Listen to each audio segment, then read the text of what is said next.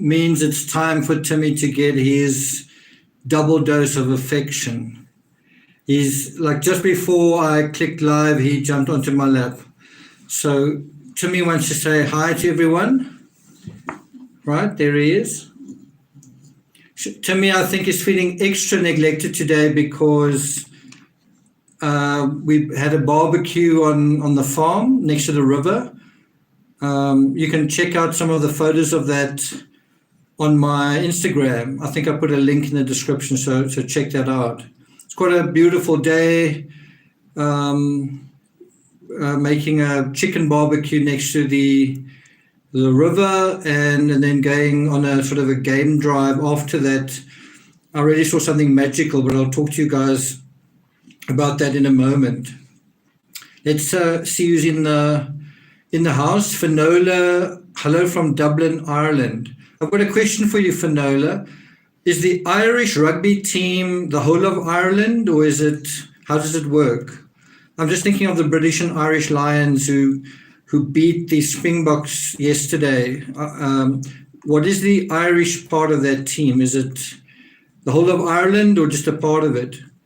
Lorraine, hi from Liverpool. Corin Levi, greetings from Geneva. Corin's a regular. Stephanie, thanks for moderating.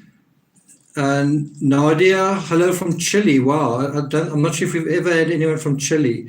Jennifer, hi from Ohio. Hi from Ohio. You've probably heard that before. Dewey Weber, aloha from Hawaii. Mary Ann, Mississippi. Sarah Rodriguez, hello from Colorado. Kat SC from South Carolina. Well, even though I put slow mode on, that's really coming through thick and fast. Joanne, watching in California. Be Free from Texas. Nancy Vogel, West Virginia. Mad, Make a Difference. Hello from Bonnie, Scotland. Okay, how's it in Scotland? Tracy, hi Nick, Louisville, Kentucky. Alina Wolf, hi there. Alina's also on Patreon. Crystal McKenzie, hello from Indianapolis. That is Barry Morphew's sort of neck of the woods, right? Anna Pumphrey, hi from Frederick, Maryland. Gina Diaz, Tampa, Florida. So, guys, if I miss your name or whatever, I'm trying to, acknowledge everyone. Obviously, if you put in a super chat, then that is going to direct my attention to it. Someone said you don't pay enough attention to super chat, but I've got to balance the ball of telling my story, interacting with you guys, and getting through what I'm trying to get through. So in today's episode, in today's live, I'm going to take you through the reconnaissance that a former detective, you all know who I'm talking about, Chris McDonough, that was the much anticipated episode 2 that he did, where he kind of took us through Tennessee, some of the backwoods and the important places.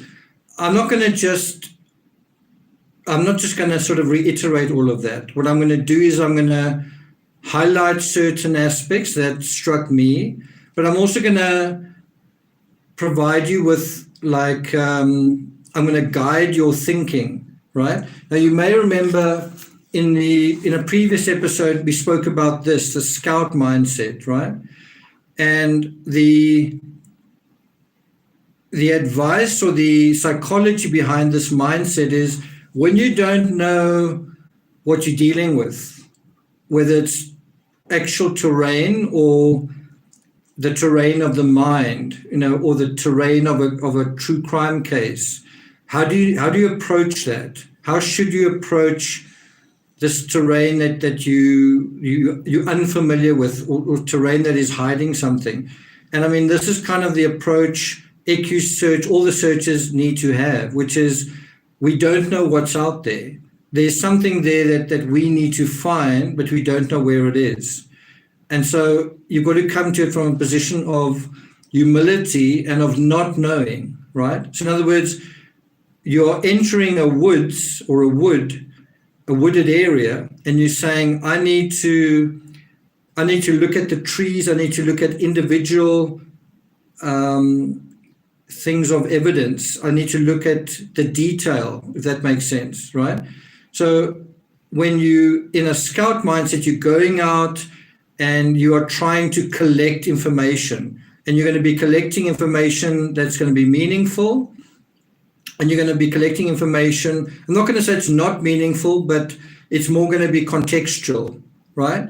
There's going to be more and less meaningful information, more and less useful information. I don't want to say that any information isn't useful, but you get what I'm saying. And so you're going to need to be looking at all the trees, all the leaves, in terms of this whole idea of getting the detail in order to draw up this picture of the woods. Does that make sense? In order to draw this map of where you're going, right? So that's the one side of the story, but there's another side to the story as well. And I think it's easy to get lost in the woods, to get lost in all the trees and the detail. And so I'm gonna first take you through the details, and then I'm going to provide you with not the antidote, but the other side of the story, kind of the finishing line, right? Where we need to come to at the end of the day. Okay, and I'm going to deal with that as well. And then if there's time, I'll take you through the transcript of Don Wells's call to another YouTube channel. We're going to go through some of his actual words in the transcript. I just want to acknowledge these super chats. I've got to scroll really far back to get back to them. Where are they? Someone from Canada and someone from America, but I just can't find them here. Where are you? Oh, there's one. Okay, Donald Duck. Donald Duck says, I believe the cell phones and their data is going to be a major key in the case, especially with timelines. Absolutely. Very good point. Very, very good point. And the interesting thing is they're going to be cross-referencing several phones, because I believe they've got Macbeth's phone, they've got Candace's phone, and I think they've got Don's phone. So that's they can kind of layer those phones over one another, and I think that is going to give them a lot of information. Who was the other? Oh, Sharon Stevenson. Thank you very much. Okay, so let's see if I can get to some more of your messages before we jump in. I think when we hit 1,000 watching, we can get going. Undertale Lover, can't you click the green box with the name in it? Oh, yeah, I suppose I could have. I'm still a little bit new. I don't do lives all the time. I'm definitely still a little bit of a newbie. And now I want to go to StreamYard. So, yeah. Really Real, thanks for your coverage on this case. Thanks, Really Real. Ellie says, Cat, so many moving parts and people. Very true, very true. Just Chris says, how did boys get to the house if they were at work with Don? Quite a few questions. Sammy Lee, we appreciate your lives. Thanks for that. Country Sunshine Gal, thumbs up y'all. Yeah, so if you haven't given a thumbs up, please do. If you haven't subscribed, please do. Maybe you can hit 51.2 quite soon. Where is Timmy? Timmy's right here. His head's sort of rolling off my arm. Shall I try and lift him up? Can you see him? Timmy wants to sort of fall asleep to the sound of my voice, I think. I think he uses me as ASMR. Did you hear that sigh? Timmy, they want you to talk to them. Come to me.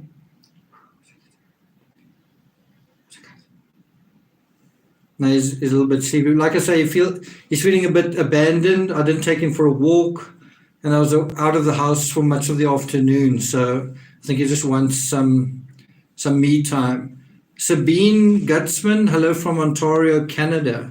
Lisa Mouse, I sure hope the detectives have that. Okay, that guy. Not sure. I'm not sure how relevant he is to the story. So many wonderful comments. Thanks for your input. Heather O'Brien, I fall asleep to the sound of your voice too. Okay, so it doesn't matter if I talk sense or not, as long as I just keep talking. Got it. Okay. The Crypto Zoo, I love dogs. Okay, so we've got 1,000 people in. I think let's get going. I've got a couple of other notes that I want to deal with here. Are you guys aware that the TBI want to speak to Candace for a third time? They want to do a third polygraph. Are you guys aware of that?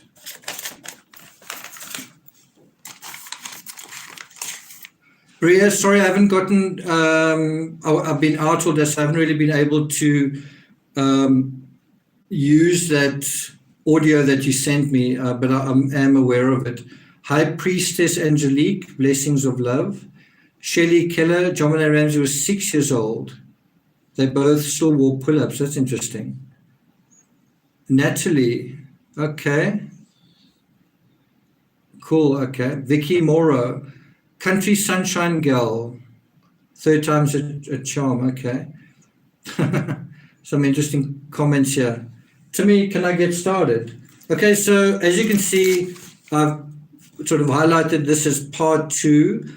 And I actually thought the notes that I took would be about Macbeth Part 2, but it ended up being this interesting reconnaissance that McDonough did through Tennessee, sort of between the Swimming Hole and Ben Hill Road. Now, I've got a question for you guys. Unless I missed it, did he go to Walgreens? Did he go to the Walgreens? Melinda Lawler, good afternoon from New York. Kimmy Craig, where are the boys? Amanda Mack, hello. I am from Johnstown, Pennsylvania. I'm glad you're doing this for summer. Bev Hunter, hi from the UK. Pauline Buckles, yes, the camera spanned it. Anyway, if he did deal with it, he dealt with it very fleetingly. It sort of wasn't very, he didn't spend a lot of time dealing with it. But I think the pertinent point to make is that, and tell me if I'm wrong, you go to Walgreens only for one reason. You go to Walgreens to pick up a prescription. You go to Walgreens to pick up medication. There's not really any other reason. Am I right? You know, it's not like you can go to Walgreens and pick up something else. You go to Walgreens for a prescription. Do you guys agree with that?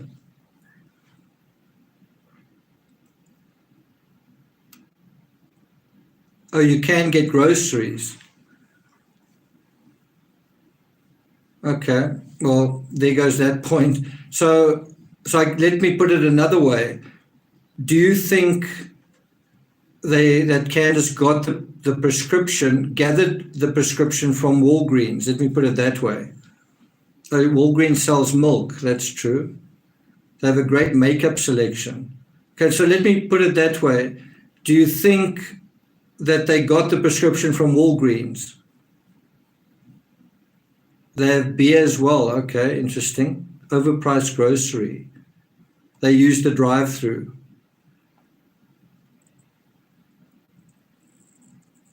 Yeah, so anyway, that is my point, is that they went to Walgreens for the prescription, very likely, and maybe they got something else from there, but they definitely got the prescription from there, and that's where we really want to know what was that prescription. I wonder when we're going to find that out.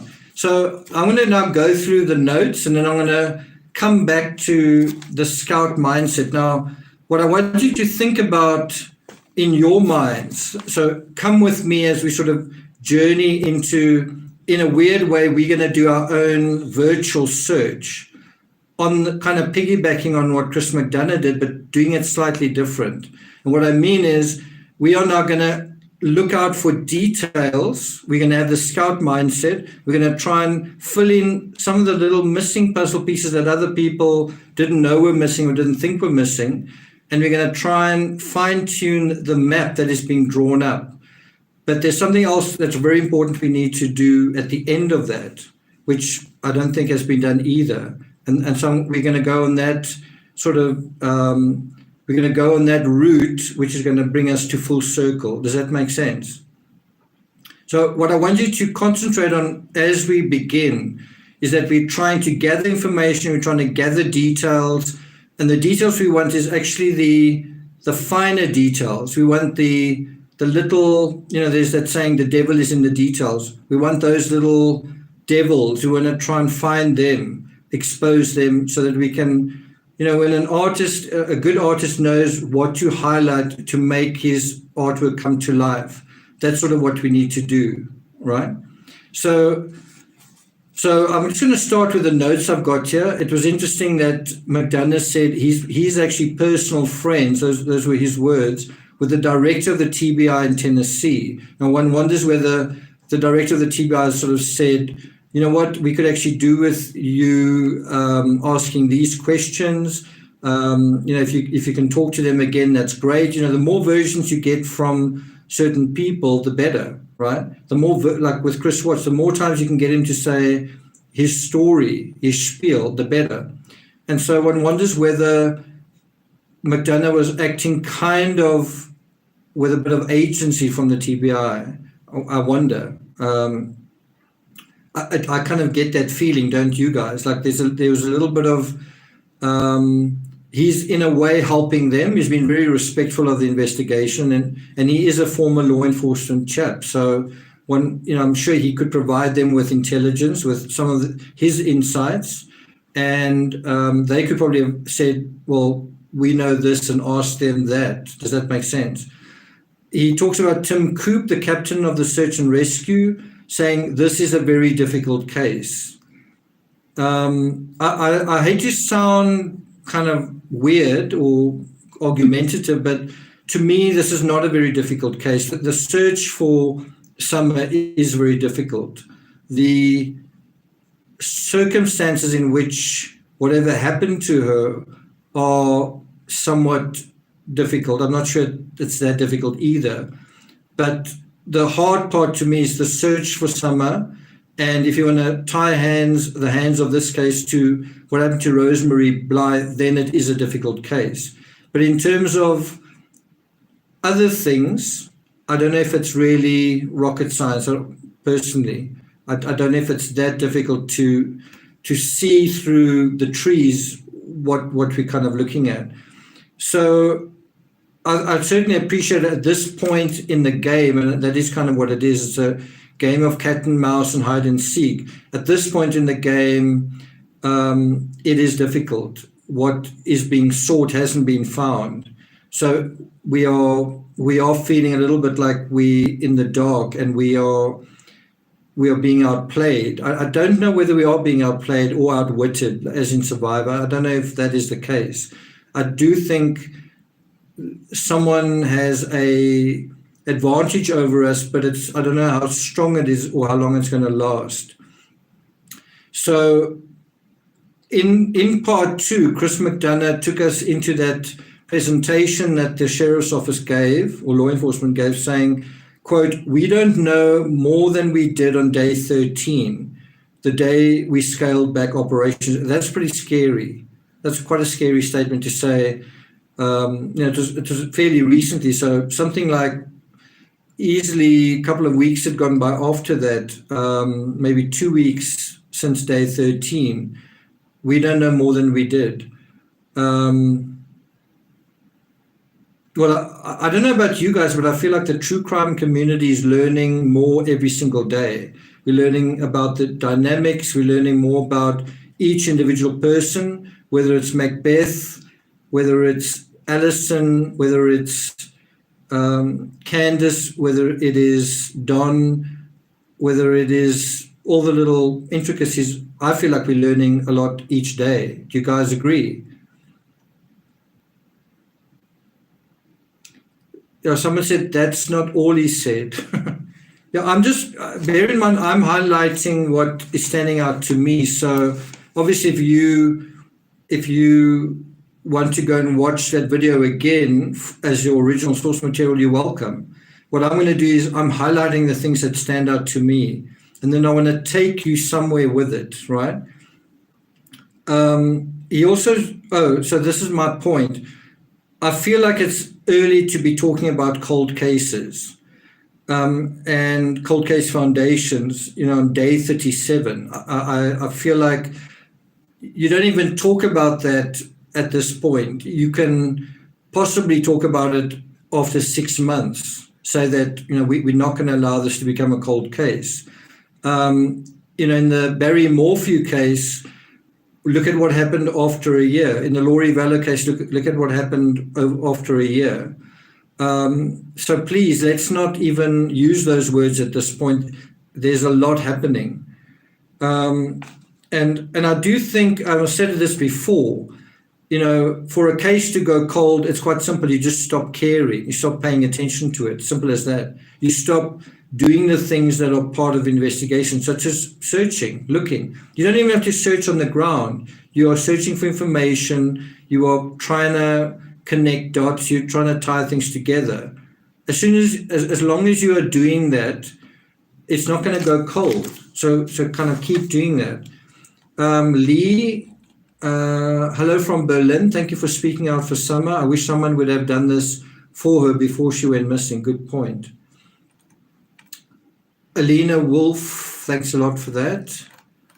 Let's see some of your comments. M. Ray, my thoughts on that man from the Sheriff's Department.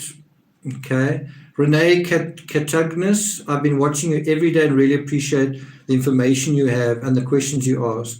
Thank you, praying for Summer. Thanks, Renee. Nicole is explaining who Macbeth is. Macbeth is the 15-year-old.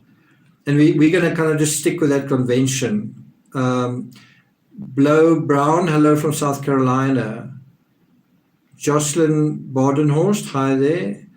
Lily Bell, coldest winter in 10 years in South Africa. Yeah, it is pretty cold. Although it's quite weird. As soon as the sun sets, it gets really cold really quickly. But while it's up, it's pretty good.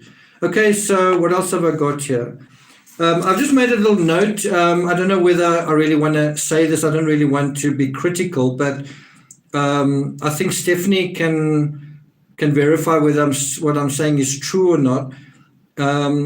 As far as I know, part of Chris McDonough's backstory is that he was involved in the John Benet Ramsey case. I'm not quite sure how involved, but I think he was kind of like buddies with Lou Smith, or he's got a lot of respect for Lou Smith. And I think he kind of subscribes to the same theory as Lou Smith. Is that correct? So I'm going to kind of put up my hand and say, well, I disagree with that. I don't subscribe to what Lou Smith believes. I've got a totally different take on that. So, and I think that is healthy and I think that is good.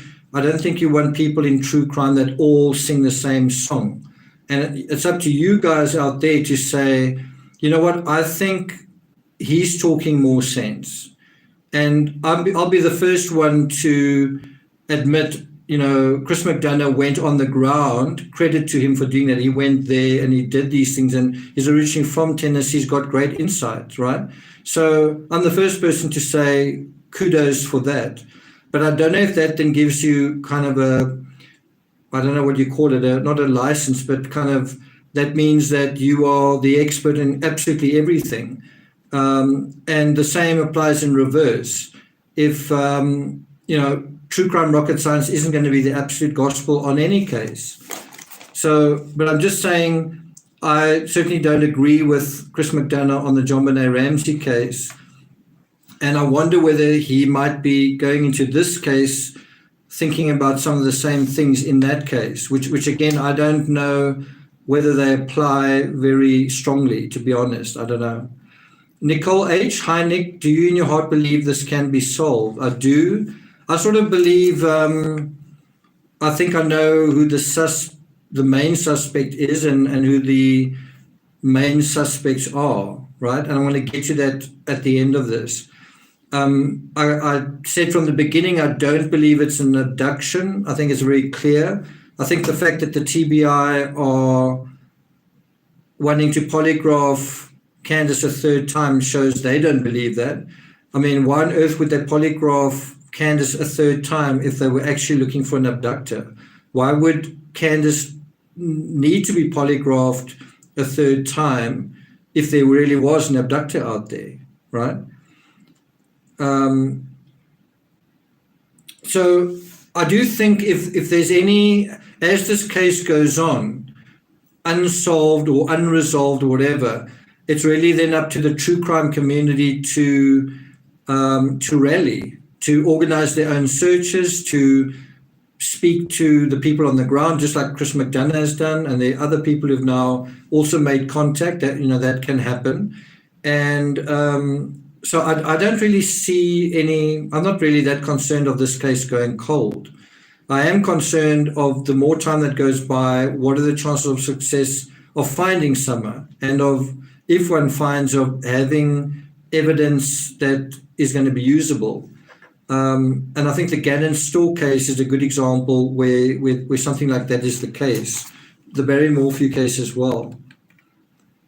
Kathy Suter, thanks very much, Kathy. Rock on with your logical, detailed info. Okay, so I believe that this is the biggest mistake that TBI are making at the moment, is not bringing in the public really early on, sweeping all over there kind of like ants. I think they're trying to be overly professional.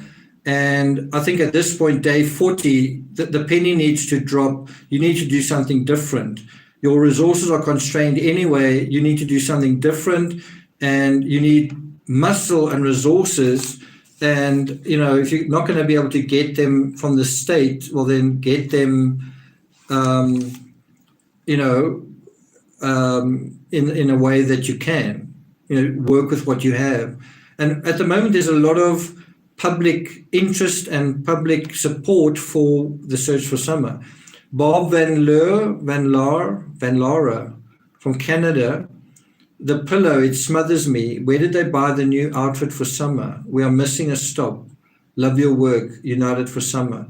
Yeah, the pillow, I wonder where the pillow is. I wonder if the pillow is part of the evidence. I wonder what's the story there. I wonder if they have the pillow, what evidence is on the pillow. So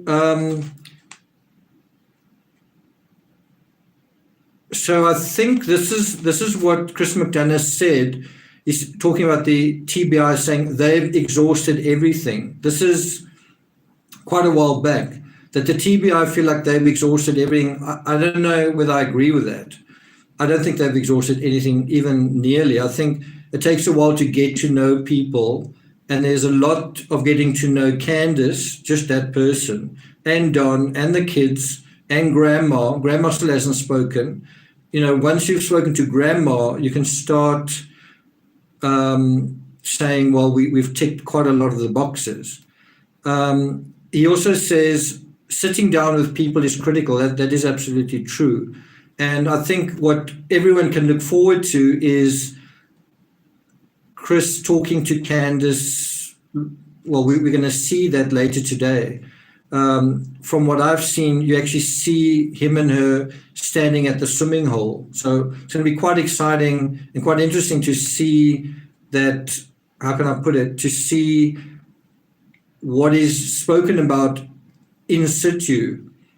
Where were you swimming, where were you sitting, and all that kind of thing. I think that's really valuable. Going to the scene is one thing to sit at a table and talk about what you did that day. It's another thing to go on scene and point out, this is where I sat, this is what I said, that was what someone was doing when I was there, this is where we parked the car, this is where we threw this away, or whatever, all of that is really invaluable and important. I just saw another. Let's see if this works. Okay, did work. Click on the flag. AB, abnormality detected. What if Summer accidentally got hold of Grandma's fentanyl patch? I'm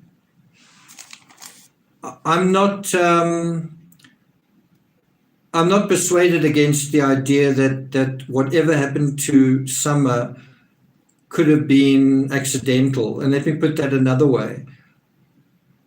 I don't think what happened to Summer was intentional. So in other words, I don't think someone said, let's hurt Summer, or let's abduct Summer, or let's harm summer or anything. I don't think that's the case. But that's not the end of the story. I think what happened to summer was an accident waiting to happen. I think the circumstances around what happened to summer was, in a weird way, inevitable. And I don't know if you follow my reasoning there. All right. So what happened to her was an accident, but it wasn't entirely accidental. And so I think what you've got to do in a case like this is you've got to ask, is there a cover-up? Well, if there was an accident, why would it be covered up? And there's where you get to the bottom line, right? He also said, this is a very strange case. This is, I'm quoting Chris McDonough. He says it's no different to Suzanne Morphew. I think it is. I think it is different to Suzanne Morphew. I think it's different in quite a few different ways. You know, in the Suzanne Morphew case, you had things like, what was the marriage like between Suzanne and her husband? What was going on with Barry, right? I don't know. It definitely is different. Suzanne Morphew is an adult who's in control of herself. You know what I mean? It's different to what is going to happen to a 5-year-old. You know, if Suzanne Morphew went swimming, let's say Suzanne Morphew went to the swimming hole, you wouldn't be worried that she slipped on a rock or that she could have had dry drowning. You just wouldn't think of that. You also wouldn't think that someone abducted Suzanne Morphew as quickly. You'd think, why would someone abduct I think 40-something-year-old woman? You know, it does happen, but you wouldn't really think that. So I don't think it's similar. And I think the real question here is it going to be as hard to find Summer as it's been to find Suzanne Morphew? And I find that very hard to believe. So without knowing, absolutely, Patricia, neglect is never accidental. We're looking at the very broad strokes. You know, Barry Morphew's a fairly smart guy, an outdoors guy, a mountain man, and all that kind of thing, a hunter. You know, with a certain amount of resources. He was someone who did landscaping in a weird way, slightly similar work to Don. But I kind of think that Barry's smarter than Don. So I don't know. I just somehow think it's going to be easier to find Summer than it's been to find Suzanne. That's just a gut feel. I could be wrong. We'll see. But the point is, I think it is a bit of a different case to the Suzanne Morphew case. The terrain is possibly more challenging. I don't know. What do you guys think? Do you think the terrain in Colorado where Suzanne Morphew disappeared, do you think it's more difficult than Tennessee? Tennessee seems to be more dense vegetation. That's what I think. Let's just have a look at your comments. Hello from Iowa, Skylar, nice name. High altitude in Colorado. Okay, well, these comments are still coming in pretty quick. Okay, so now we get into a kind of a tricky area. Was it a very hot day? Let's just do a quick vote here. How many of you think that 78 degrees is a very hot day? Put up a 1 for yes. 78 degrees is a very hot day. 1. If you don't think it was a very hot day, put up a 2.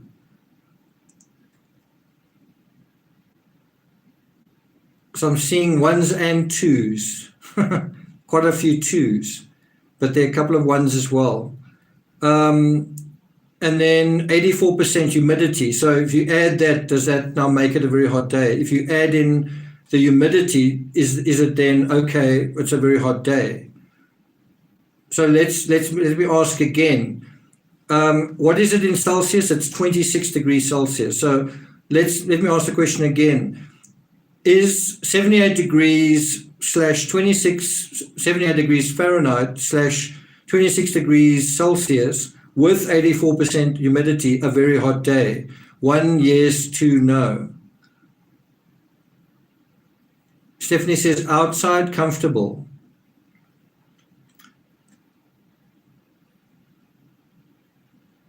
Some people are saying makes a difference. Now some of you are okay, 2, 1, yeah. So let me say this. I would argue that the temperature is basically irrelevant here, and I argue it for a couple of reasons, right? So I'm going to say whether it was a hot day, whether they felt it was a hot day, whether you would feel it was a hot day, or whether it was hot and humid or whatever, I think it's irrelevant. So that's where Chris McDonough and I disagree, and the people on the ground say otherwise. So, for example, Macbeth, I think, said, "Oh, that was a very hot day," and I think Candace has also said, you know, it was baking hot in the vehicle, and so on and so on and so on.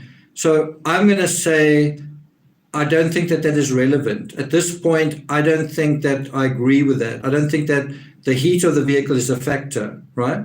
And what is quite interesting is and I hope you can indulge me for a moment, I'll tell you now why I think it's irrelevant. Patricia, when I was having this barbecue with my father isn't really interested in true crime, but I mentioned this particular aspect, and I said to him exactly the same thing I said to you. I said, do you think 26 Celsius is hot? And he was like, no. And then I said, well, what about with 84% humidity? And then he said, yes, no, that is hot. That's going to make a difference. And I said, I disagree. And he said, no, well, you know what, the humidity changes everything.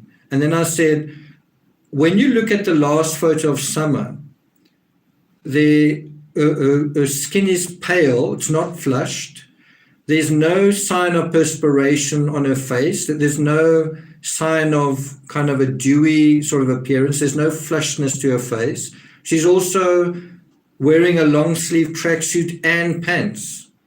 And so really, were you hot if you dressed like that?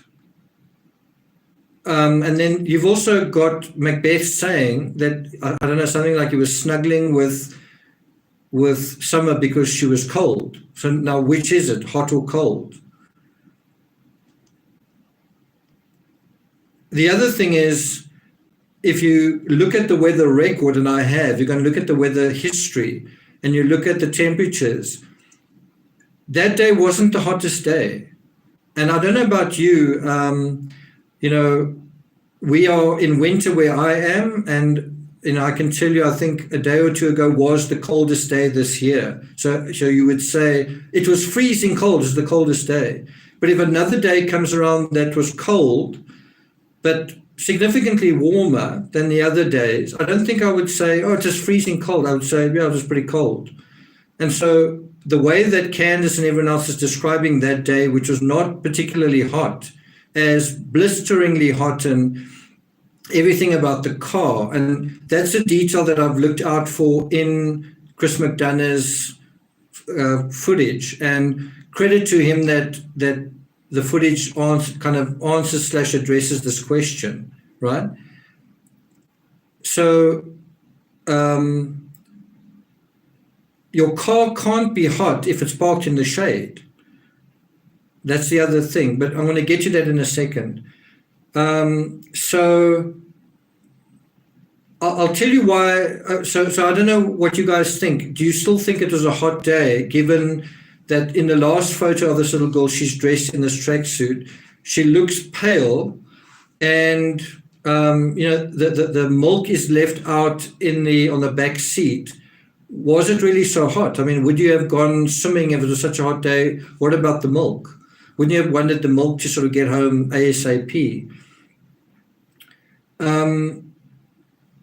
So now we're going to go through a little bit in more detail what Chris said. So you see him driving across the reservoir, and he sort of freezes the video, and he says how scenic it looks there, and it is. And then he says, you know what, the swimming hole is right alongside the bridge. Or, sorry, there is a swimming hole right alongside the bridge, but they don't go there. let me stress that again.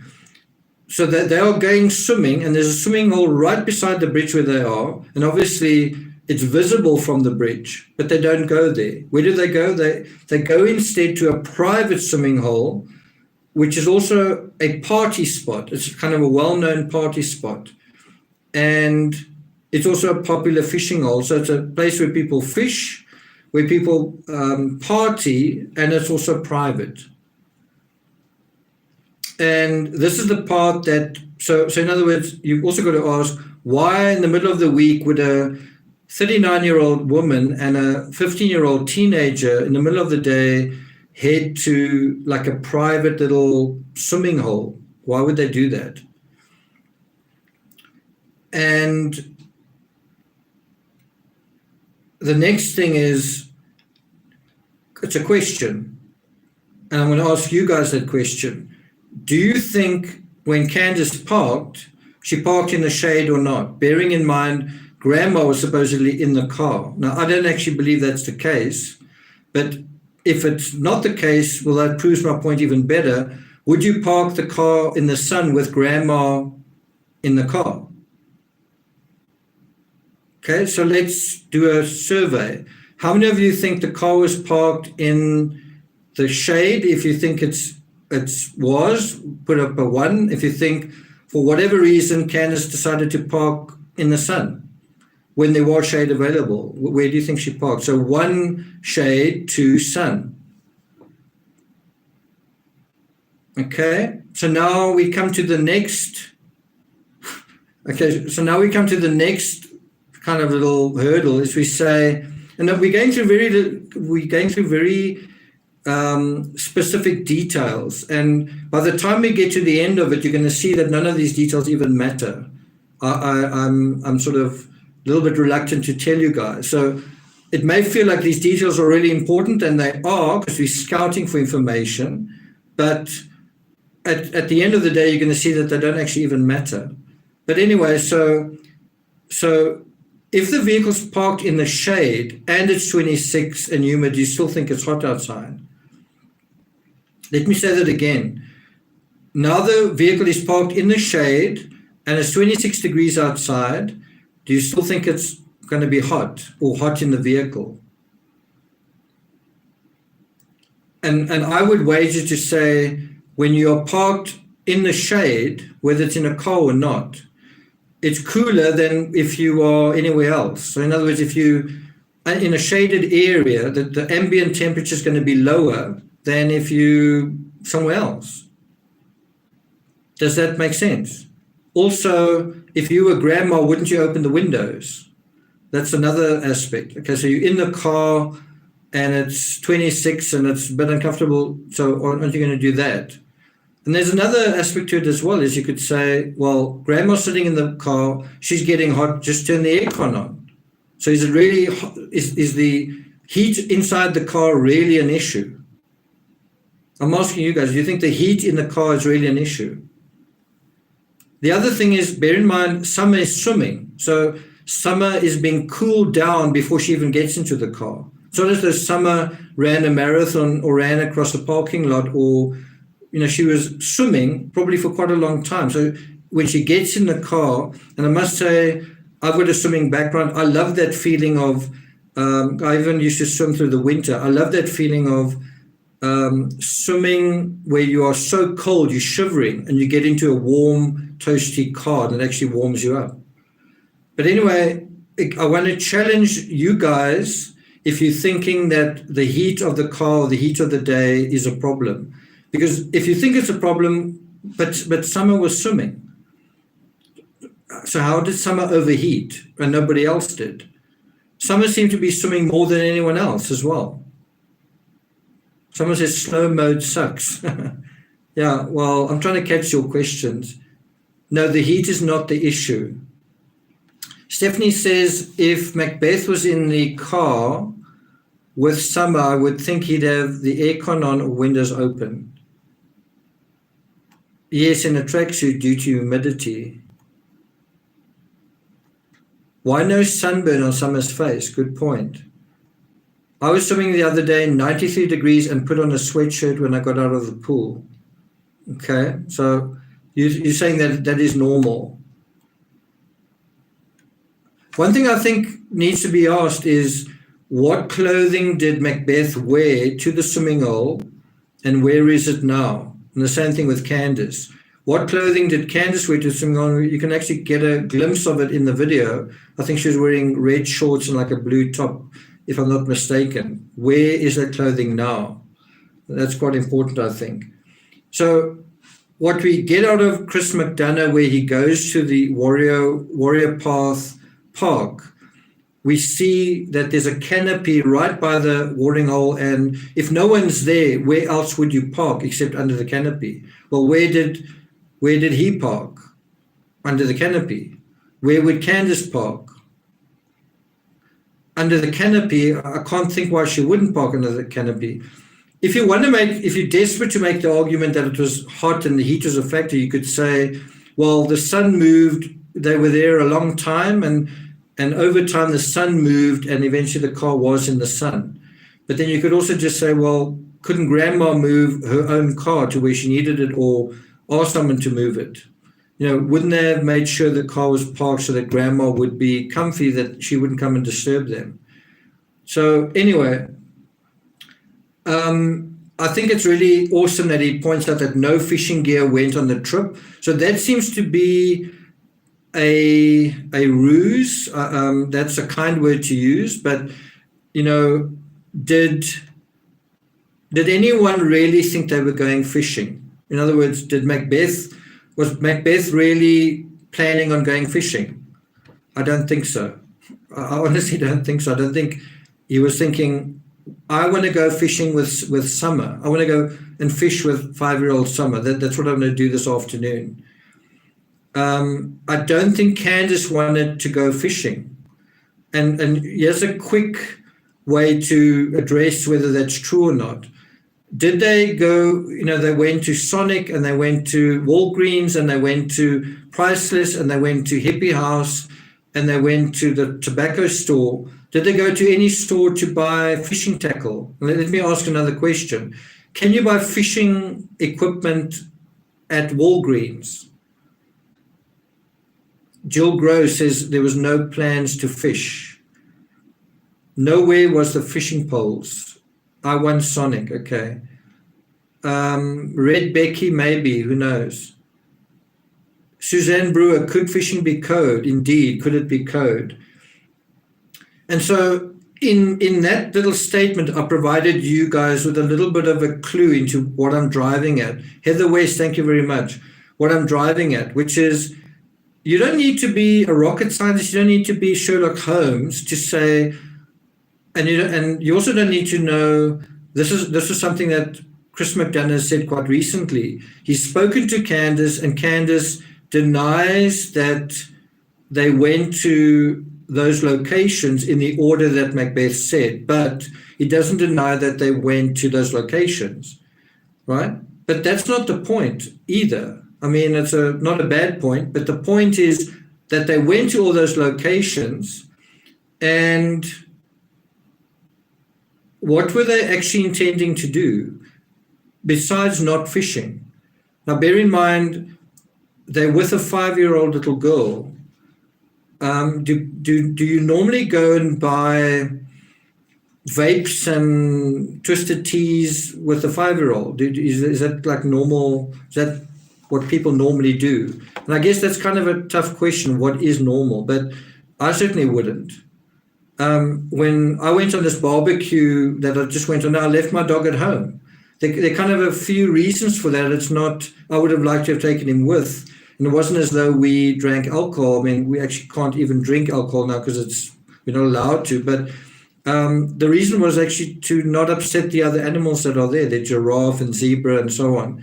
And it's actually, but I mean, his life could actually be in danger. This little dog's life could be in danger from, and you might think that's an exaggeration, but I've actually taken another schnauzer there, and he actually literally missed getting his lights kicked out by a zebra trying to kick him. And so safety is an issue when you're doing that sort of thing.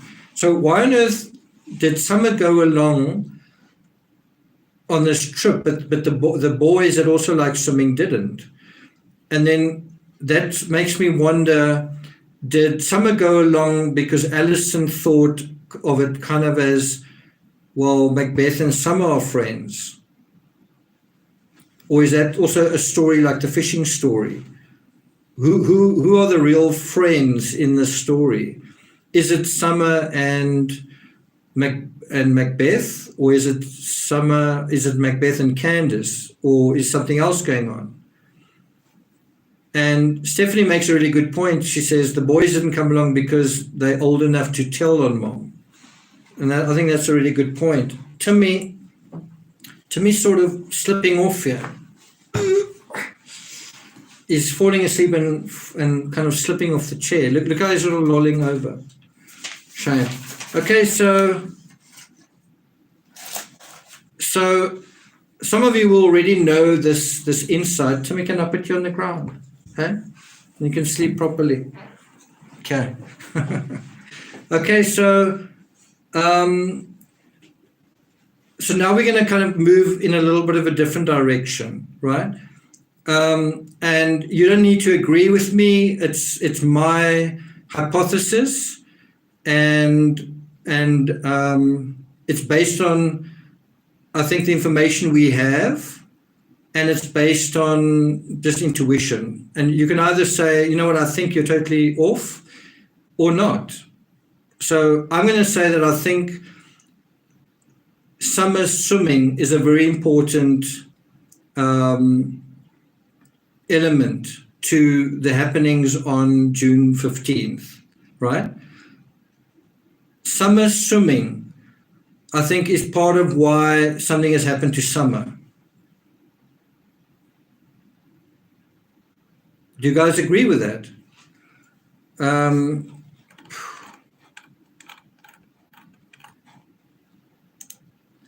Lana Sanders Hughes, they have fun all day, every day. Drugs, alcohol, this is their way of life, sad. Yeah.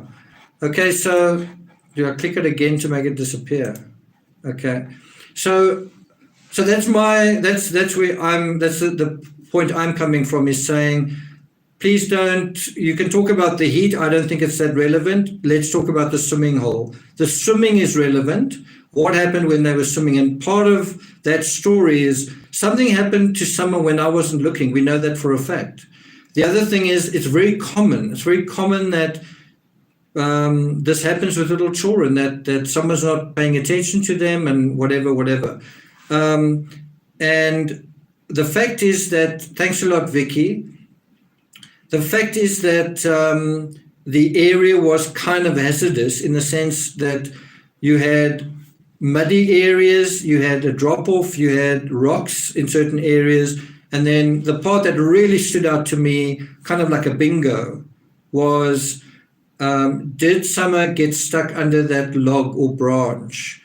Could she have dived into it where she was a little bit closer to the side of the river, the river bank, I guess? Could she have, like you actually see her on camera in the footage that Candace takes, you see her jumping, but she almost jumps in chin first or chest first. It's kind of like a belly flop. What if she did that and there was something under her when she did that?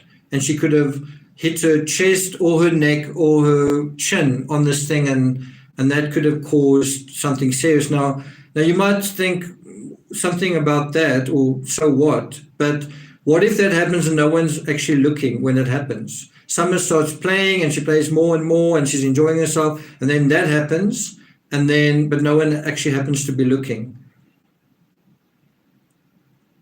So that's just one scenario. I've put up a video prior to this one, and I also, I think, posted those images on Facebook, Patreon, where you actually see footage that Candace takes, I think, of Summer walking to a waterfall, and on her left is Alison and I think Grandma, and you actually see Summer slip on a wet rock and fall right on video. It's on the video. And there's nothing, I don't know whether someone says, Summer, be careful. I don't really hear that. But this is Summer literally clambering over slick, wet rock. It's sort of like black rock on a waterfall. And you actually see her slip on camera. And so, again, this whole idea of Summer wouldn't wander off. Well, she's a 5-year-old. Of course, she's going to wander around, right? But the question is, if you're at the swimming hole, why wouldn't you slip on things and so on? It's muddy. The water's not transparent. It's obvious, isn't it? And then the other thing that's obvious is we have a photo taken after the swimming hole of Summer apparently not conscious. Was she asleep? Maybe she was asleep. Was she conscious? Was she, if she was not asleep, why is she in a tracksuit? What's going on there? Why must her arm be propped up? Grandma, can you answer that? Grandma, like how was her arm? And did someone need to did someone put her arm like that? Was the milk propping her up? What is all of that about? So to go back to Chris McDonough, I think he said 25 feet in, going 25 feet into that, into the river. It's really shallow, it's really gradual, but it's got a sort of muddy bottom, which means it's slippery. It drops off. And that brings me to the other question, which is, this is to me even more likely than her knocking her head, is she could have simply waded in too far and then kind of lost her footing. And then the question is, can Summer swim? And I would like that question answered. So quite a few of you creators are talking to Don, talking to Candace. Ask them, can Summer swim? And I wouldn't be surprised if she can't swim. And that is where it gets really serious, is if Summer can't swim and you're not paying attention to Summer, then you'd expect something to happen. Does that make sense? If Summer can't swim and she's in a situation of go and swim, and you're going to be now distracted with a lot of other things. Someone says here,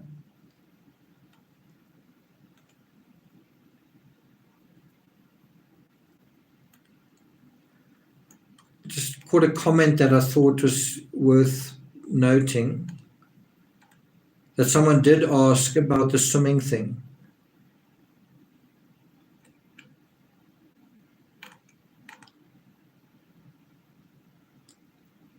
Anyway, I think the bottom line is this. Macbeth acknowledges that Summer was underwater when he found her. It's acknowledged that she slipped into the water and she was submerged for an unknown period of time. And that unknown is the critical question here. How long was she under the water? And on the same day that she goes missing, so in other words, on the day that something happens, she swims, and then something apparently happens in the water. Is that related to what ultimately happens to her? I would say yes. And the photo seems to be possible confirmation of that. Does Summer look happy and healthy in that photo? Is she smiling? No. She seems slumped over. She seems to be less alive than her mother wishes she was at that point. Pauline says, you have persuaded me now. That's good to hear. Stephanie says, no, she looks unconscious to me. I think she's unconscious at best. I think she's unconscious at best in that image. And the problem is, if something had happened to Summer at this point, the problem in terms of a search is at this point, guess where everyone is? Candace and Grandma and Summer are in a vehicle, which means from that point, they could have driven somewhere. Who is going to know? Grandma's going to know. Candace is going to know. I don't know whether you're going to be able to use pings and cell phone technology to be absolutely sure. Okay, so let's go on. Chris McDonough says, Chris is standing right there, and his opinion is, he says, 25 feet in, it gets deeper, it drops off. That happens in rivers, it's treacherous. And so I've certainly experienced that. I've experienced it, at the beach quite a lot. That is idiosyncratic to rivers, that they go gradually out and then they sink down. It's certainly like that on our farm. And it is, for children, it's certainly, that is dangerous.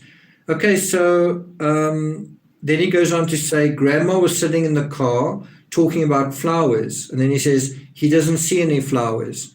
Now, I'm going to take it a step further than that and say, I don't think that that narrative is true. I don't think that they were talking about flowers. I don't think the flower narrative is relevant. In the same way, I don't think the hot day narrative is relevant. And so part of what proves that or provides reinforcement for that is that he doesn't see any flowers. Chris McDonough doesn't see any flowers. So, they're going to go and pick flowers, but when you go there are no flowers in sight. The other thing is, oh, wow, I see we 2,000 in chat. I think it's I think the record is 2,100. Let's see if we can go over that. The other thing is, Candace takes a TikTok video, and then you see a little flower. It's like this tiny little flower. But even in the TikTok video, can you see flowers in the background? I can't. So in my opinion, the flower narrative is a misdirection. That is not what they were talking about. That is not what Candace was doing. And I don't know if I believe Grandma was actually in the car. Maybe she was. If she was, what was she doing? And then she really needs to tell us what is happening there. But I don't believe that the flower narrative is true. And so then what is true? That's my personal belief. I can't really prove it. And then I think he talks about wandering away down the path. That is, so from the swimming hole, you can kind of wander away from that, I guess, for even more privacy. Lee says the flower piece of Candy's story is a bit too much indeed. Bear in mind, the flower story comes up at the critical point as well. Oh, Grandma and me and Summer were planting flowers now. Nice, harmless, happy family portrait there. And then Summer wanted to go inside. Oh, okay. Really? Were you doing that? I don't think so. It could be, but not given the situation that follows. So then Chris McDonough sort of takes us along a path that goes along the river, and you get a sense that you can get even more privacy, even more seclusion if you want to, if you go a bit further down. And did Candace and Macbeth go that way? Or did Summer go that way? Or did Summer and Macbeth go that way? Or did Summer and Candace go that way? What happened? What did they stay in one place the whole time? The other thing we want to know is how long were they at the swimming hole? And they're big time holes in the story, and I think it is hiding to some extent the length of time they were at the swimming hole. Because if you combine the classic drinking and swimming, being intoxicated and being able to swim in water, you kind of have an inevitable result. If you add a small child to that scenario, it's also even more inevitable, right? Then,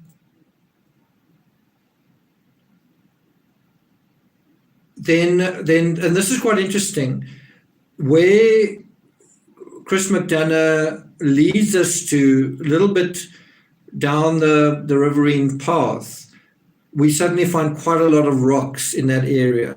So rocks that are submerged, that are covered in mud in some places, but they're quite big rocks. Some of them are in the water, some of them are coming out of the water, but there's quite a lot of rocks in that area.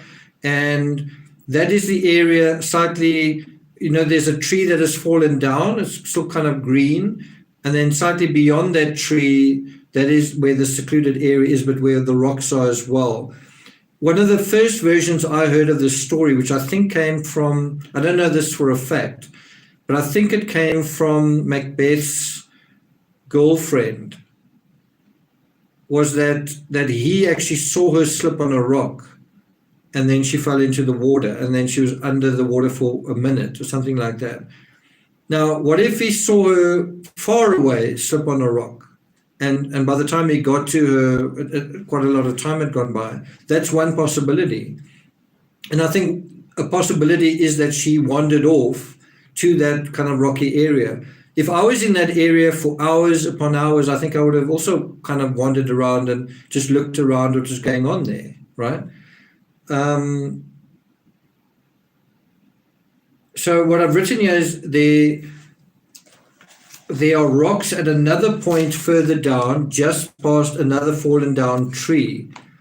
I've also written here, the water was higher in the TikTok video than in McDonald's video. I want to tell you that I'm I think a bit of a painful person. Like if you travel with me in a vehicle, I'm going to stop often and I'm going to take photos of landscape photography. I'm going to take photos of road signs and how the road curves. I might photograph raptors or birds of prey on telephone poles or whatever.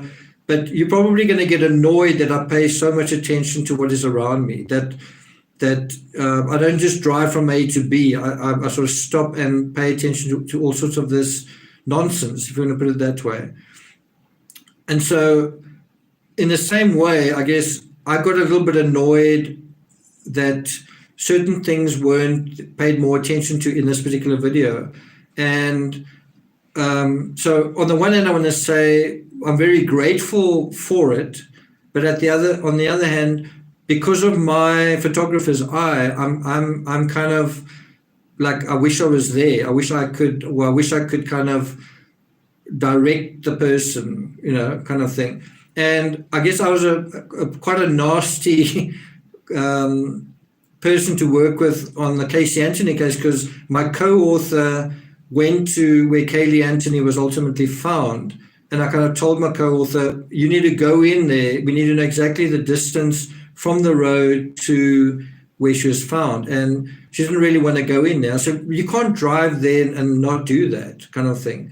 And I thought, you need that kind of information, that exact distance. I don't even know if I've seen that before in analysis where they've measured that actual area. And the reason I wanted to know was, how far would you walk before when you look back, you just wouldn't see anyone in the road, kind of thing? Meaning, didn't someone do that? Someone unloaded something from the road and then walked in just as far as where they thought, okay, it's dense enough that you're not going to see anything here, kind of thing. But my partner felt, well, the animals here, I don't want to step on this or that, and then didn't really want to do it. All I'm saying is, you've got to be that detail orientated in a situation like this. And so one thing I got a bit frustrated with was I wanted to line up, like what I would have done is I would have looked at the TikTok video and stood exactly where the person taking that video stood, and then put Summer into the real thing, and then locate where that submerged tree stump or log was, and see what could possibly have happened next if she continued swimming in that area. And I think that is something that the authorities could do, is they could do a kind of a 3D model of what it looks like where that tree stump goes under the water. What is actually going on there? Are there rocks? Could something have happened there? Will they do it? I don't know. Will it be left to the true crime community to do it? If the reservoir dries up even more, which I suppose it could, then maybe that'll be solved by itself. The water will drop further and you can maybe take a snapshot with a drone. But I just think that when I saw the extent of that log, that stump, I thought, wow, isn't this what happened? Isn't this the unknown thing that a little 5-year-old didn't expect when she was playing?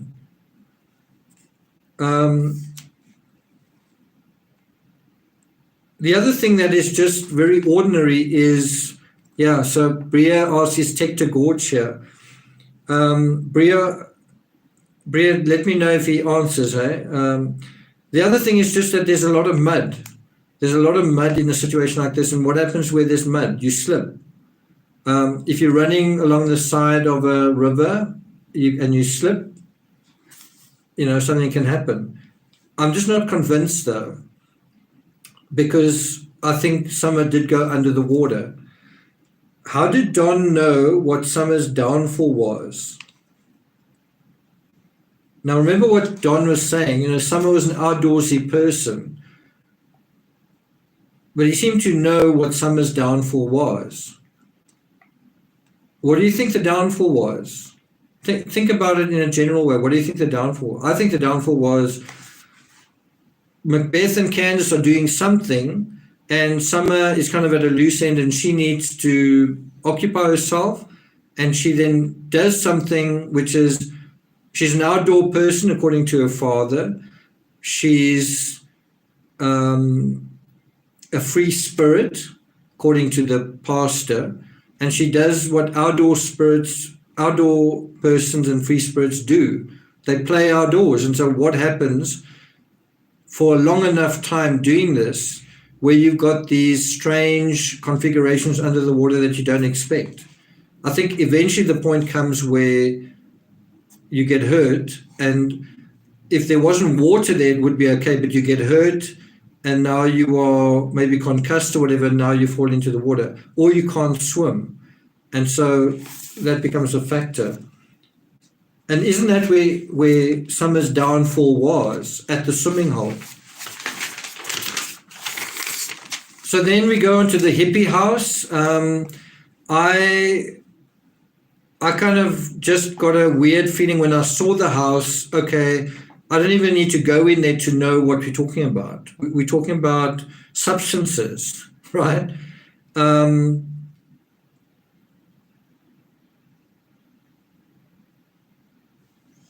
So let's just see. Donna, tell me if you think I'm nuts. I think planting flowers equals hiding Summer. Did they check Grandpa's grave? Was Grandma in the hospital for real? Was welfare really going to take the kids that day? Donna, I agree with you. The very first time I heard about planting flowers, that was my thought. Isn't that a subconscious or psychological code for burying someone? That was also my thought. The other things that Don said in his Sermon on the Mount that stood out, he talked about she can lift her own body weight. And it made me wonder just internally, Don, did you lift her body weight? Just something that occurred to me when he said it. There were other things he said as well.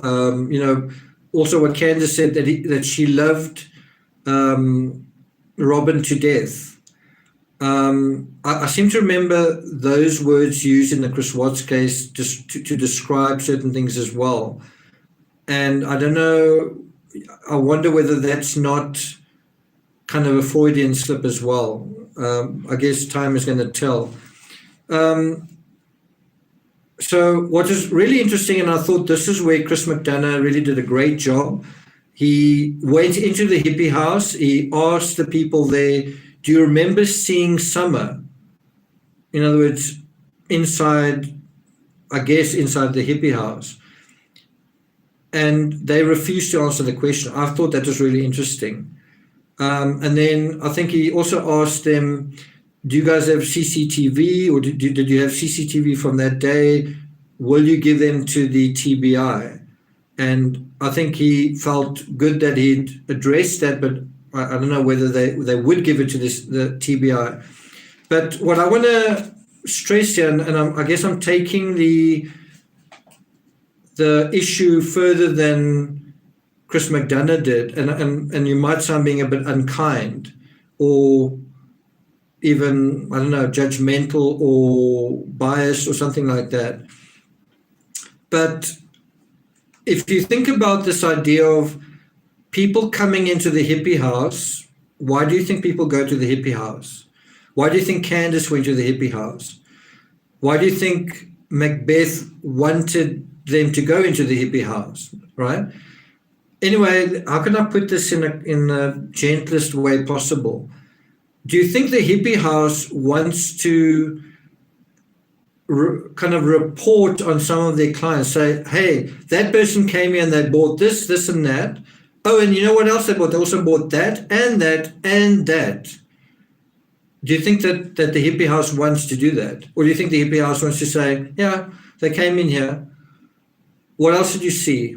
I don't really want to talk about why do you think that's the case? Why do you think you wouldn't want to talk about exactly what's going on? Who's coming there? How often? What they're buying? Why wouldn't you want to do it? Because it's your business. If you own a liquor store and someone like a policeman is coming there and saying, is Bob an alcoholic? Are you going to say yes and kind of get Bob into trouble and he's never going to come to you? He's like one of your best customers. Your addicts, an addict or an alcoholic is your best customer. So why would you want to out them, right? Do you get what I'm saying? So I just found it quite interesting. I know I refuse to answer the question. I don't want to answer the question. And I think you're going to have a lot of that around this case because of certain people doing certain things that they know they're not supposed to do. Stephanie, also they didn't say if Macbeth and Summer were seen in the store. Yeah, minors shouldn't be in there anyhow, yeah. Sasha Johnson, okay, Rose Angelo. Eternal Flame, I think it was an accident. Leslie asks, is smothered a Southern expression?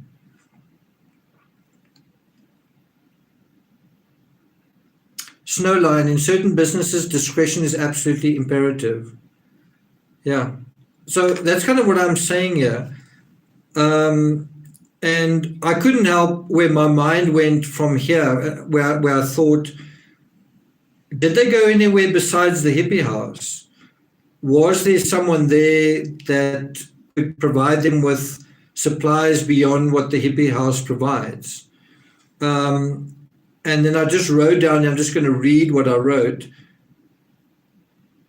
Drug dealers helping, that's what I wrote down. And I think what I meant there was, is there a drug dealer who's providing them with certain illicit substances? Or could there have been a kind of a Pulp Fiction scenario? You know, you all know that famous scene with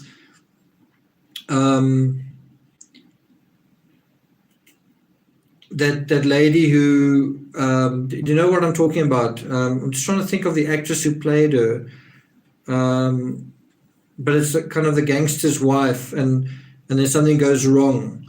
And then you have sometimes, and in this particular case, you had this guy trying to sort out Uma Thurman, that's it. You have Uma Thurman kind of something happening to her, and then you've got this emergency, and then you've got these criminals who actually have to sort of come to the rescue, but they don't really want to, but they sort of have to, right? And remember, the guy goes to this guy's house, and the guy freaks out, but they end up kind of helping her, right?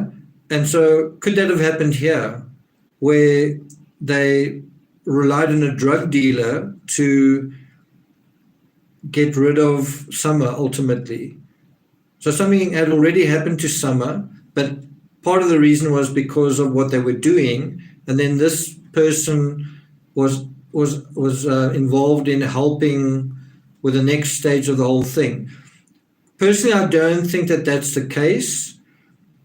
or it may not have played out that way, but I do think if that is the case, then the chances of finding summer are remote to none. Because once it goes into that underworld system, that's like a fabric and conveyor belts all of its own. And I just think, where do you begin to look if that's the case? I just don't think that's I don't think it happened, but if it did happen, I think the chances are of finding some are very poor. So something that, again, I felt a little bit agitated about was that McDonough didn't ask the time they arrived at the hippie house or left. He didn't ask the people at the hippie house the time that they arrived or left, but maybe he thought, if it's on the CCTV, he doesn't need to know because that'll show it, right? But if it was me, I would have gone to all of these places and tried to establish, I would have ended that episode drawing up a map saying, this is Macbeth's version, and so this is the map he drew, and this is the time, and these are the holes in the timeline, right? Stephanie says he may have and isn't revealing it. That's true. I'm just saying I would have. I'm just saying I would have done that.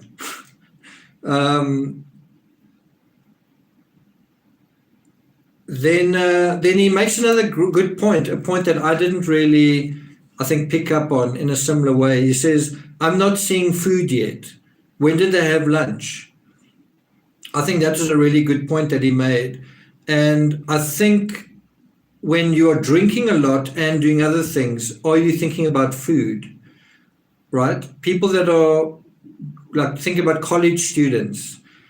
Do they kind of make lunch for themselves when they are partying, or do they sort of have a couple of snacks on the side, but the focus is on drinking? I've also written here, drug addicts / criminals helping them, because they have some contacts who are criminals. Don was in prison, so he knows other criminals.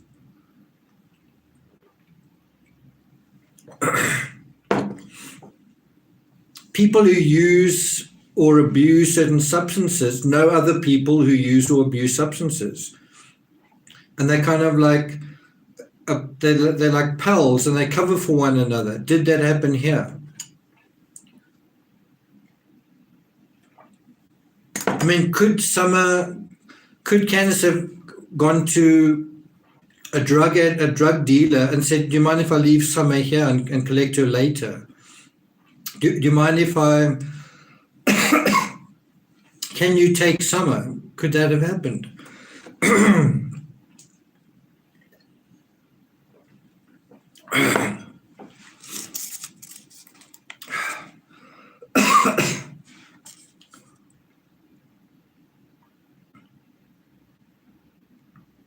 So if that is true, and I'm not sure if it is true, but if that is true, then there could be some truth to an quote-unquote abduction. In other words, that the abduction is partly true, that some third party played a role in getting rid of Summer, right? And remember Don's words, she could be in Mexico by now. Why would he choose Mexico? It's quite a weird statement to make. It's just something that occurred to me. So some other things I noted: priceless, 8 miles from Summer's house, not really very far away. The store to Macbeth's house, 2.3 miles. I think that it's the same store, 2.3 miles. So I think if you weren't sure where Macbeth lived, that is getting quite almost uncomfortably close to telling you. She remembers Summer like that picture. I think that's a reference to Alison, that Alison remembers Summer like the picture. And I think that is really important. Grandma Green. Macbeth said when he noticed Summer was under, he took off his shirt and ran to get her. Good point. There is the video of him and Summer playing in the water and he has no shirt on. That's a good point. That's a good point. Yeah, I mean, either it's, either he, let me be frank. If Macbeth is on land with Candace without his shirt on, where does that take your thinking? So that may be a reason that he puts his shirt on in the story, but what you've said there is a really good point, is that as far as we know, and again, if it's such a hot day like they're all saying, why would he put his shirt back on, right? Anyway, that's a good point. Thanks, Grandma Green. What else have I written down here?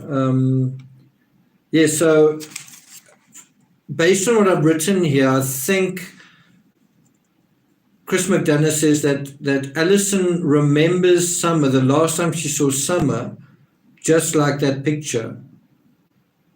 And so, and to me that makes total sense, is that they hold hands with one another, that when Alison saw Summer, she didn't only appear asleep, but there appeared to be something wrong where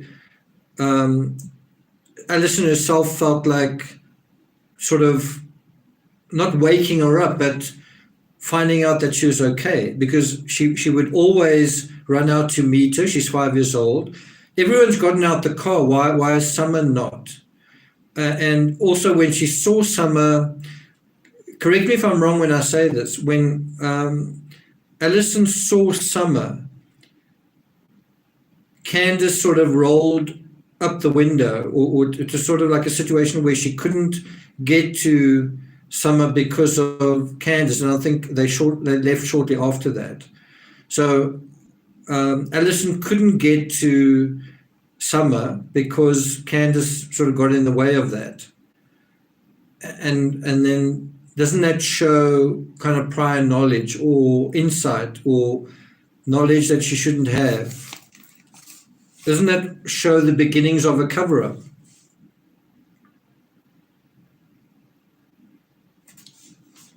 Do we believe Macbeth who says, I had them next to me? The last photo is critical in terms of the time frame. This is what McDonough said. I totally agree with him there. I think the best piece of evidence we've got is the last photo. Walmart across the street to the SDA church. That was where Alison works. It's 22 miles to the SDA church in Kingsport. I think at this point he was driving out of the sort of urban fabric. He said it's 28 minutes drive and four and a half churches. Veronica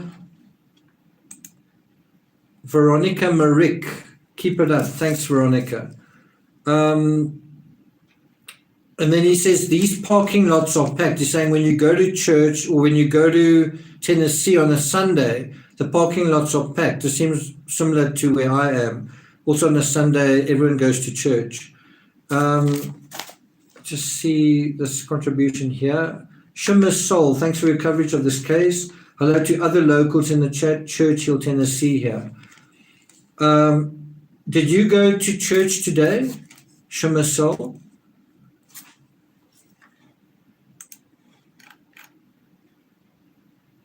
They go on Saturdays, but what about everyone else?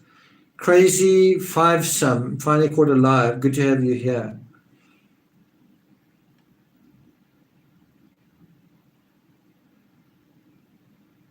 So Patricia writes, Macbeth's grandmother said something sped off when they tried to insist that she reached out to Summer. Okay. I did kind of get the sense that Alison was concerned about Summer and she didn't have the freedom to engage with Summer. Didn't you get that impression?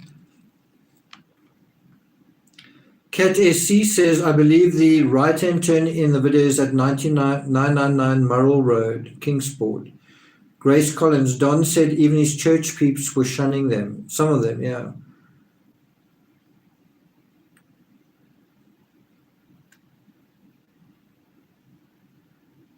Huda Ali says, I don't believe Alison. I think they keep changing their timeline and stories. That's what makes this case so complicated, is that everyone seems to be not quite telling the truth, and some, I wouldn't say not quite, not even close, kind of thing. So the significance of the church, I'm not really going to go into that here. Just that the church is playing a role, and has played a role in Don's backstory, where, you know, I've made a video before where I sort of made the case of him using the church as a crutch, and I could really tell that when Don said his prayer, that he's not someone who prays very often. It didn't feel sincere, and no one really liked that video. I think people thought, who are you to judge? But this is a true crime channel, and I don't think you can say, okay, because it's now in terms of the church, well, now you just hands off. In any event, people weren't really interested in that narrative, and I can tell you now it's quite an important narrative. It's been coming up again and again. Alison said it, that they use the church as a crutch, and his own stepsister Mary has just said it as well, that whenever the heat is on, they use the church as a sort of a way to sort of wriggle out of accountability, and it must have worked for them in the past. Then dogs barked at him. I got a bit confused here where he sort of talks about the dogs barking, but it was when he turned into Ben Hill Road, not the address, not the driveway, but the dogs barked as he turned into Ben Hill Road, which to me is not really relevant. Crazy Five-Sum, thanks a lot. What I did notice was when he drove to the actual entrance, well, the dogs didn't bark. They didn't seem to know he was there. I was shocked by how secluded. In a weird way, there's a link, there's a connection between the woodedness and secludedness of the shack at Ben Hill Road, the home of the Wells family, and that secluded swimming hole that's also kind of really out of the way and private. Why do you need that level of privacy? And have you guys noticed that the windows seem to be sort of boarded up or painted over? The lower windows in that house, it looks like you can't really look into them. Someone says, forgive me. Let me see what I need to forgive. Forgive me, but summer going to God was a blessing. I think it would be better if she was alive, personally. I think it would be better, that's just my opinion. How far was that entrance from the bottom of the driveway, though? Well, you can see from aerial photos, but I don't think it was much further. So I guess it's another area where, forgive me, I kind of got really frustrated there, and I get it. I'm not there, and someone else has got free will, and they're going to do things their way. But the fact that he never even got out the vehicle and went to look for himself when he was there. I know what you're going to say. Well, that would be trespassing. I can tell you, as a photojournalist, I've trespassed many times. Not like went into someone's home, but I've gone beyond the point where you're really allowed to go, and maybe just a little bit beyond that point.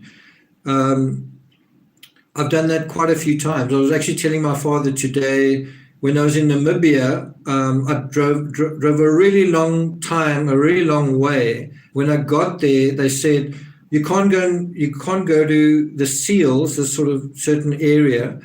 It's too late. It's closed. And I went anyway. I don't know if you want to say it's illegal, but I shouldn't, I wasn't allowed to, but I got to see this incredible sight of these cormorants, line after line, endless line of cormorants flying home, with at the end of the day, and it was just something I'll never ever forget. It's something you learn to do as an investigative journalist, as someone who, explores and so on. And I just thought, I was just really frustrated that he didn't even go, and he didn't need to turn the camera on. He could have just sort of walked up a little way just to get an experience of what is a little bit beyond that point. But then you might say, he's a very honest, good guy, and you're not, kind of thing. But I would have, just to satisfy my curiosity, I would have gone a little bit further than that, I think.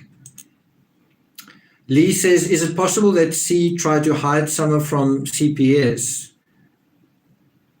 asking Macbeth to help, and something went wrong? No, I don't think so. I don't think, well, unless you say something happened to Summer that Candace was responsible for, and then she asked him for his help. I suppose that's possible.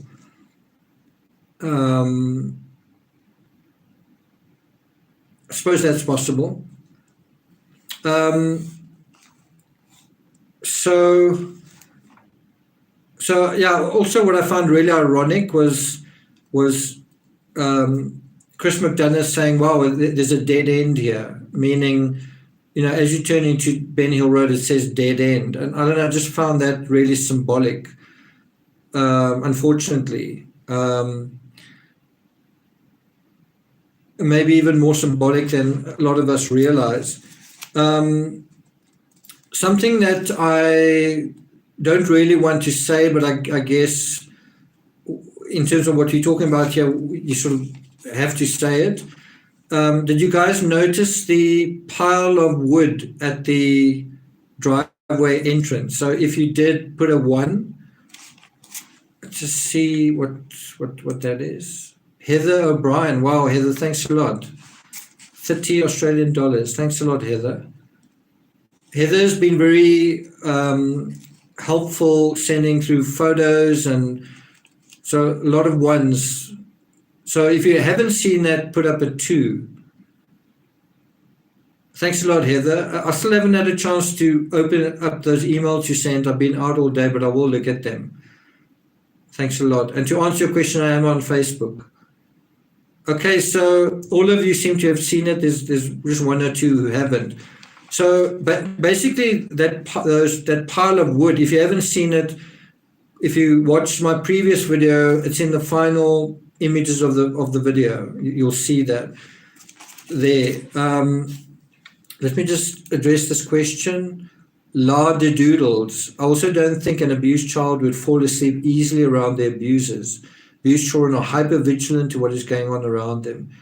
She also does not strike me as a kid to fall asleep with excitement around. I agree.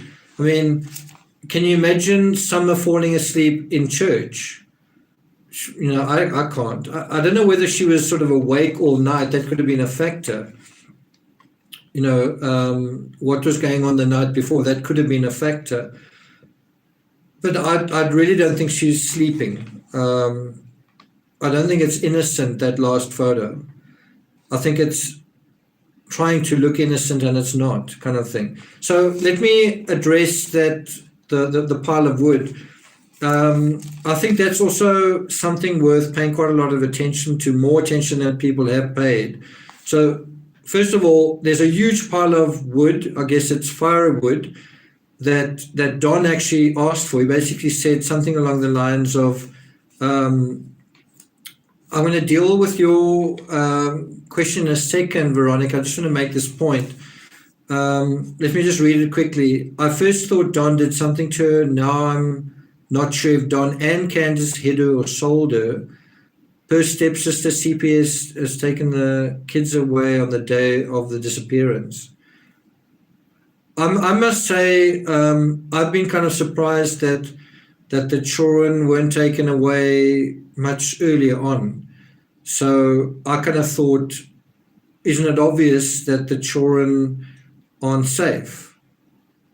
or what happened to summer, I don't know. So I don't know. It would make sense to me that the children, the boys, were taken very soon, but it's also possible that there's a method to the madness that they could overhear certain things. I don't know.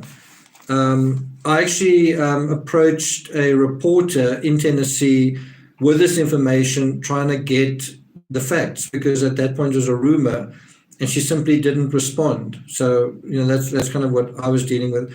I don't like to get what a YouTuber says or Facebook post. I want to try and make sure, especially sensitive information like that, is true, and what the times are and all that kind of thing, what the facts are. So I did try and establish that, but what do you do when the reporter just doesn't even come back to you? So let me just make my point in terms of this pile of wood.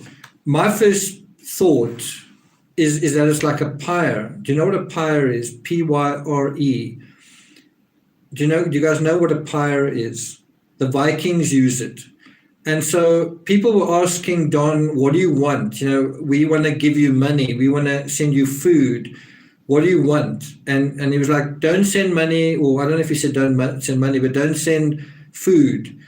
We want wood. And so there's now this huge pile of firewood, right? And some people here have said, well, they've got a wooden stove. But someone made the really good point. They live in the middle of the woods. They are like, when I went to barbecue today, we didn't even take anything along because there's wood everywhere. We didn't take along kindling because there's wood all over the place. So I don't know, why on earth do you want a huge amount of firewood in the middle of summer when you don't need it for heating? Do you really need it for cooking? Maybe, I don't know, but I don't know.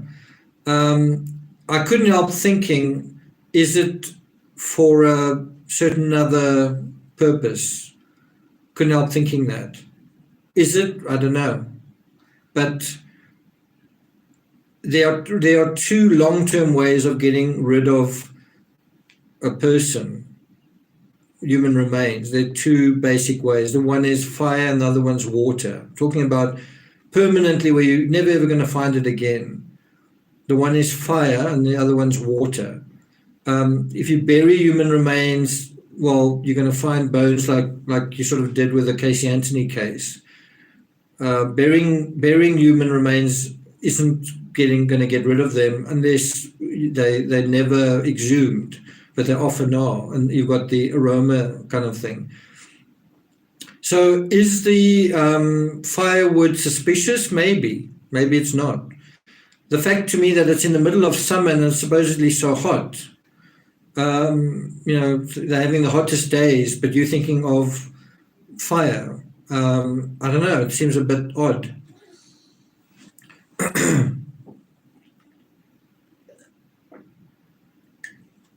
Do you want to, Don, what can we do for you?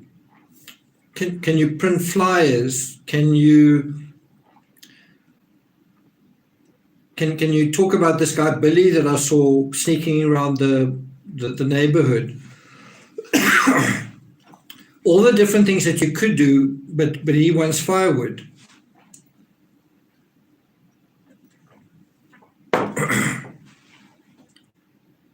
Someone said, it's a really good point there, someone said, if you only want to swim 15 to 20 minutes, let's see if I can find that.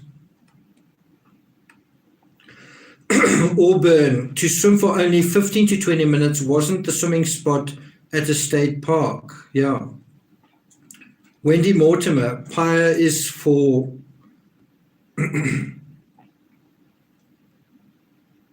good point, Wendy.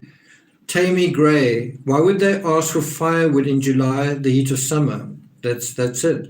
Laugh through life. Why think ahead to winter?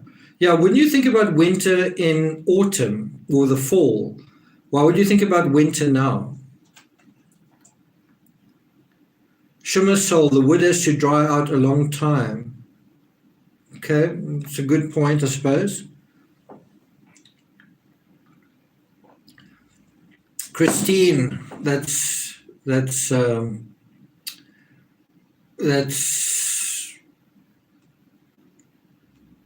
not going to happen, hopefully. Carmen, they can't cut a tree on 11 acres. Firewood must dry. Does it need to dry out in the middle of summer when it's raining?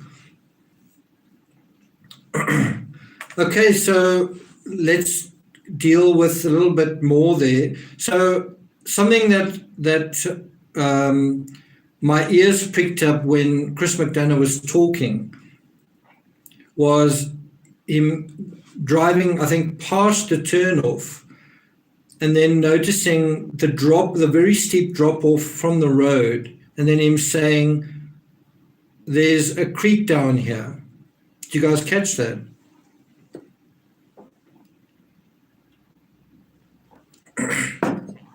"12-step woman, that's a great point. Who cares about winter when summer's missing?" Now, yeah. Carmen Mitchell, buy them a chainsaw. Yeah.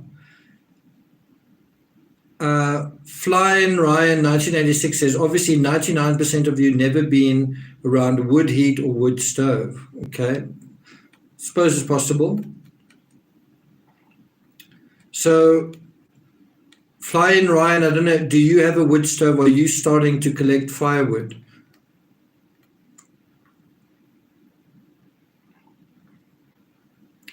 Angel Wing says there's another interview with Candace airing in 24 hours. I think it's actually airing in 2 hours. Isn't that right? In about 2 hours' time. Okay, so what my ears picked up at was when Chris McDonough said there's a creek down here, and I'll tell you why. The first thing was in the moving video footage. Sorry, in the moving aerial footage of the Wells home. A couple of times I noticed what looked like stars or little lights or little specks in the area of the forest adjacent to the camper. And I was astonished when I saw that, because I thought, is that water? Is there water sort of nearby, kind of thing? Because it's quite difficult to make that out.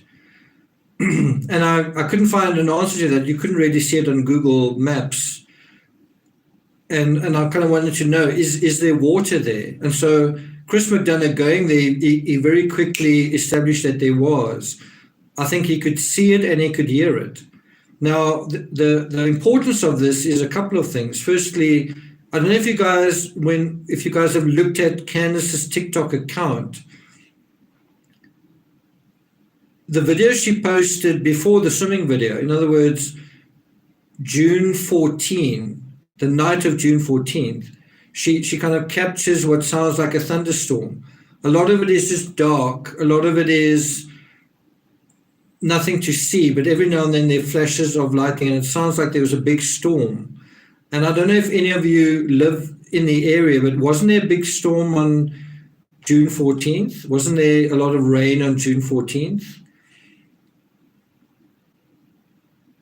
And what that can suggest then is that what if someone was put in the creek and then she's since been washed downstream, and nobody actually knows where she is now based on the storm water. And so that has been something I've stressed all along is that I hope that they are checking Laurie says, yes, there was a storm.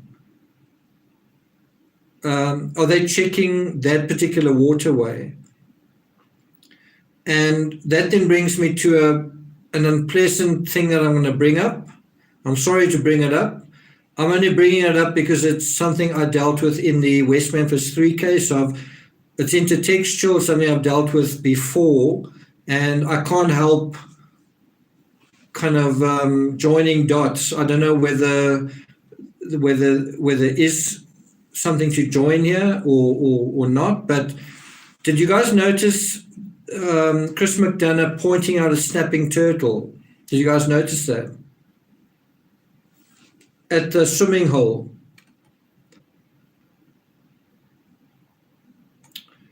Some people saying no crocodiles in Tennessee, no alligators or crocodiles. Da, da, da, da, da. Okay, so you did see that. So you guys can do it on your own time. You can Google snapping turtle, but snapping turtles can get quite big. And snapping turtles were a factor in the West Memphis 3 case, where you had the 3 little boys that were found in a similar situation in a creek. They were found submerged. It seemed as though someone had actually intentionally kind of anchored them down, and they were found hog-tied, pretty gross. But they had injuries that certain experts believed were from snapping turtles, right? And people couldn't, in a weird way, people were sort of, was this a case of mutilation? Was a knife used, or are these injuries inflicted by an animal? Basically, over a sort of a 12-hour period, right? Yes, it is awful. I'm sorry to talk about it. But it's nevertheless part of the fabric of the environment, and it could explain certain things, bearing in mind Summer is a small little person, right? In the Joanna Cipriano case, I don't know if I even want to go into this area, but anyway, I think they found very, very slight traces of human remains in a pigsty bordering where they were staying. And so that is in some of these horrible tragedies, that is sometimes an element to them. It's a absolutely grotesque element. So what did someone say? We do have snapping turtles here and alligator turtles. So I don't know if I need to stress the fact that snapping turtles are flesh-eating. They're quite big, and they can inflict quite a bad bite. And SB says a few turtles could not make a difference. Yes, but in a situation of decay and time, that could account for someone disappearing, I think. Crocodiles are not in Tennessee. We don't have salt water in Tennessee, just lakes. Bria says it's a part of what happens when things are decaying. And your emoticon there really says it all. I don't want to take that line further. You know what I'm talking about, and I'm just saying it's a possible fact in this case. I really hope it's not, but I don't think it can be excluded, unfortunately. The other thing that I thought was really amazing with Chris McDonough's coverage was until he went there, I didn't realize how very wooded the area was. I mean, some of the news crews pan around and so on, but when you drove to the actual driveway, you got a sense of it's extremely wooded there. The trees are very tall. It's very dense. It's very hilly. The topography is very steep. You know, there's everything there. There's steep slopes. There's tall trees, thick brush, drop-offs, creeks. It's very concealed. All of it's out of sight, right? And then I think Chris McDonough kind of made, I thought, quite a good point, saying, would someone come down this road and opportunistically bump into Summer? I don't think so. I agree with him. He was also saying you can tell someone is coming long before they get here. So in any situation like that where there's only trees. So I was in that situation now. There's the river and trees, and there are no people and no traffic for miles. So when someone is in the area, you can hear them from a long distance away because all the sounds are nature's silence, and anything that is man-made interrupts that. And that is, I think, the situation the Wells family had, was that they could hear someone coming from miles away, either with the dogs barking when they were quite close by, or the sound of the vehicle when they were a little bit further away, but they would know. If someone was coming at night, they would see the headlights. If someone was coming in the day, birds might fly out or the dogs would bark, kind of thing. So in a weird way, their home is like a fort on top of the mountain, like a classic kind of fortress, except instead of a fort, it's a shack, right? What did I write here? I find it weird that McDonough is talking about abduction scenarios. So that's just what I wrote here, was that I thought it was just strange that, I don't know whether he's just going through the motions, but as far as I'm concerned, an abduction can be excluded at this point. In terms of my research and investigation, I wouldn't say, if some information comes out, I wouldn't like ignore it, like I refuse to look at it, but I would basically say we're starting to go in that direction, right? So I don't know whether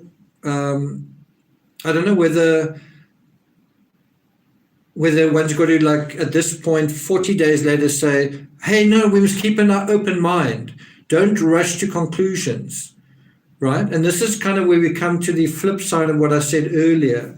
I'm going to be making this point a couple of times with the scout mindset. So the scout mindset means we're going through all of these locations and we're gathering information. We're getting some ideas about the swimming hole and we're getting some ideas about this and that. But where is it taking us? And I don't know whether you can, someone from the true crime community said, I just spoke to my mom about this case and my mom says, I think a family have taken someone, they're going to bring her up properly. And I thought that's that, and I hope this doesn't sound unkind, but I thought that's the kind of thing you'd say if you know absolutely nothing about this case, because it happens all the time in China. Those kind of abductions happen constantly in China, but that's not what happened here. Summer's too old to be abducted because she knows her name, I think. I don't actually know whether she's learning disabled or anything, but I think Summer knows her name, and I think she would know if she's abducted. Abductions tend to be 2 years old or younger in China. The other reasons as well, if you were trafficking, would you go swimming earlier in the day, and would you make your movements known to so many different people as do know? So I don't think there's intent behind what happened to some. I think what happened is accidental.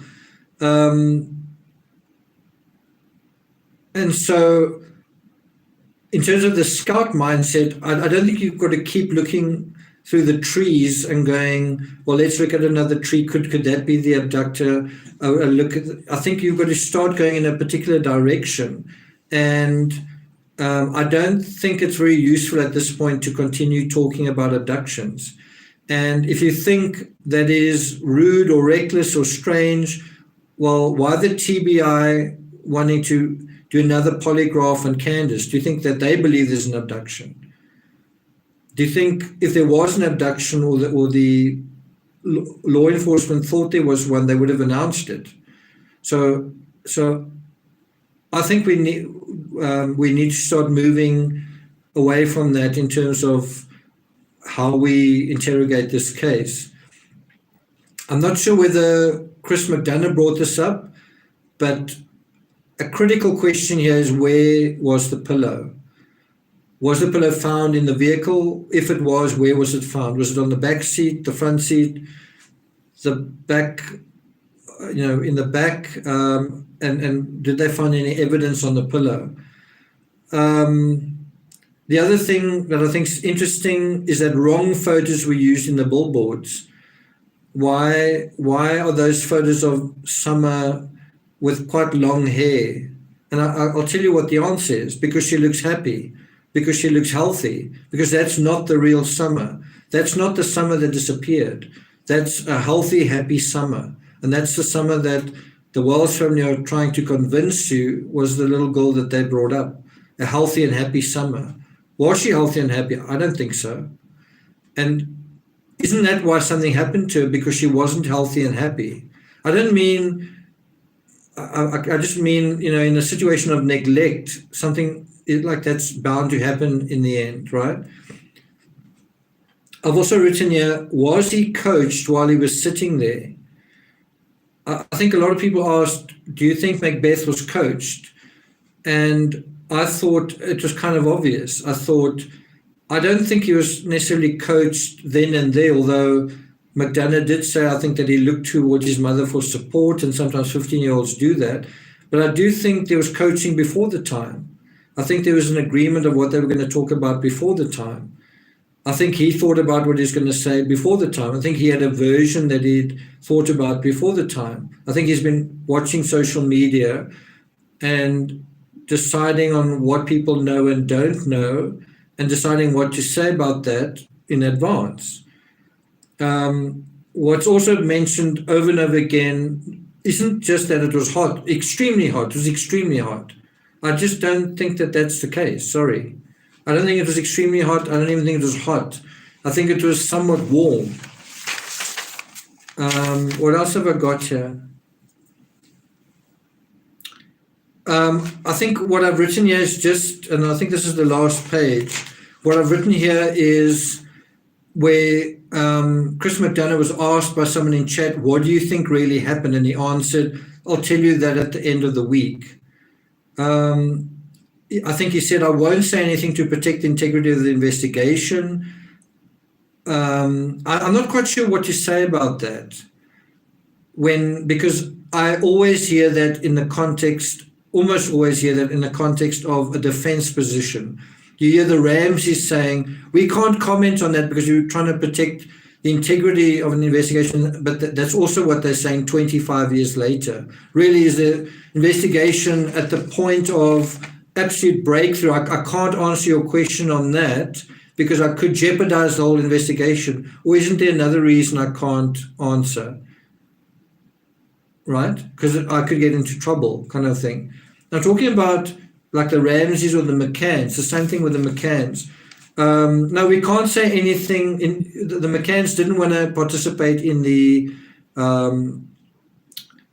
disappearance of Madeleine McCann Netflix documentary that cost £20 million, allegedly. Like overtly, they didn't want to participate, and yet you saw so many clips of them appearing. I think if they really didn't want to be in it, they wouldn't have been in it, even footage of them, right? But why did they not want to be in that documentary? They didn't want to jeopardize the integrity of that investigation, really. It's been 14 years, or the police are on the cusp of finding something. And that's what they constantly tell you. I don't know if you guys have heard the suspect, Christian Bruckner, that has been the suspect cheerleader for the past year. Now they're saying, oh, no, they realized not him, it could be two Russian guys. Oh, right. So, we don't want to jeopardize the integrity of the investigation. Oh, is this case about to be solved? But that is often a defense position. It's often, we're not going to talk about this case because to talk about it, what's going to happen? Is it going to lead to more suspicion or less? So I'm going to some extent answer, what do you think really happened? What I think really happened, and this is where we go from the scout mindset, right, which is where you want detail and you want to see the trees and the leaves and all the details, and, where we were arguing about how hot is it and so on, to where you say, that other saying, don't miss the woods for the trees. So in other words, are you getting so lost in the details that you can't see the obvious? And I'm asking you guys this question. Are you getting lost in all these little details that you can't see the obvious thing? And what is the obvious thing? Well, one of the obvious things is the TBI want to speak to Candace for a third time. Candace. They want to speak to Candace for a third time. Do you think they've got an abductor in mind? Do you think the TBI have an abductor in mind?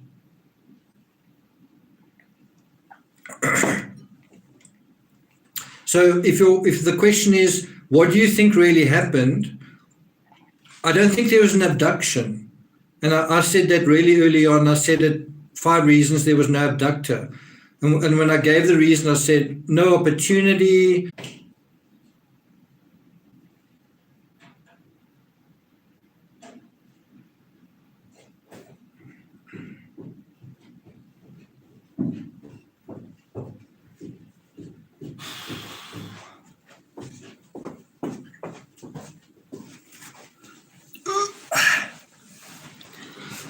Are you guys there?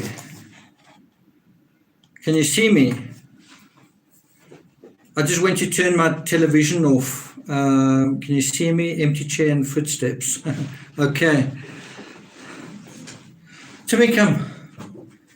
There we go. Okay. So I don't know why we're still talking about an abduction. When I spoke about no forced entry, people said, I think you're talking nonsense. Nobody leaves their doors, or everybody leaves their doors unlocked, blah, blah, blah, blah, blah. But then in their own version of events, they said they did lock that basement door. And there's no sign of forced entry, right? So I don't know. At this point, I think you need to kind of make a decision, and you need to sort of say, well, I'm still open to the abduction, or you've got to go, I think the authorities and logic, what do you call it, pushes us in a particular direction. In other words, the woods show that there's no abductor, right? In other words, without getting caught up in the trees, the woods are no abduction. You follow? Summer in the vehicle where something looks like something happened to her, no abduction.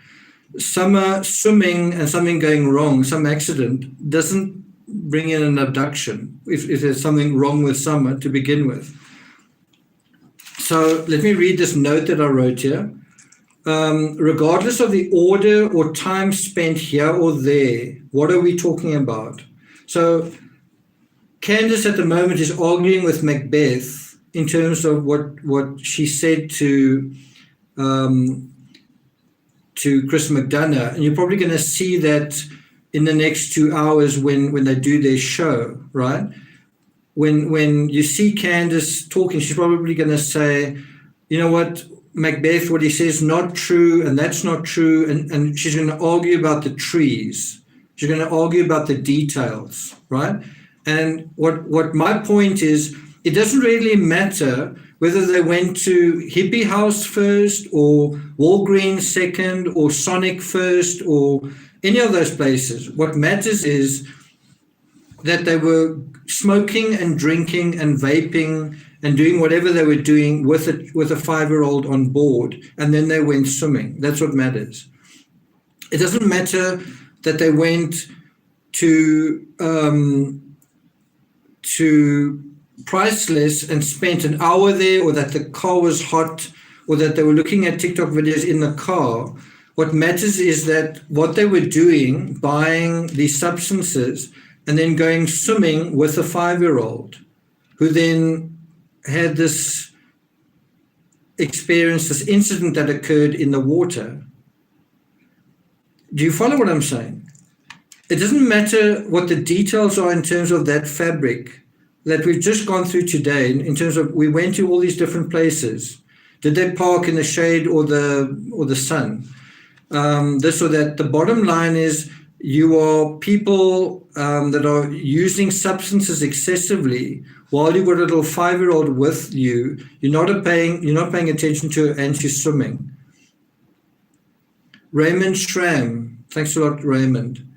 Do you get that? So in other words, you don't need to see the trees to see the obvious, which is that obviously in a situation like this, her primary caregiver isn't taking care of her.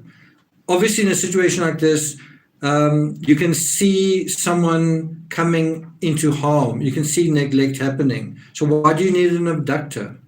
Unless you are that person. Let me look at some of your comments. Grandma Candace, okay.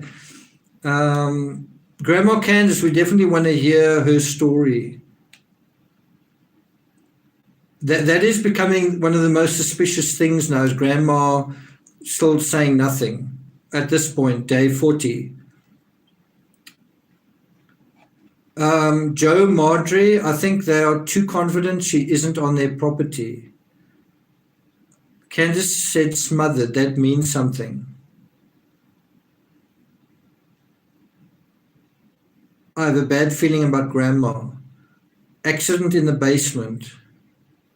I don't know why you say that, because why does there need to be an accident in the basement when we know there was an incident at the swimming hole? We must go on what we know, mustn't we?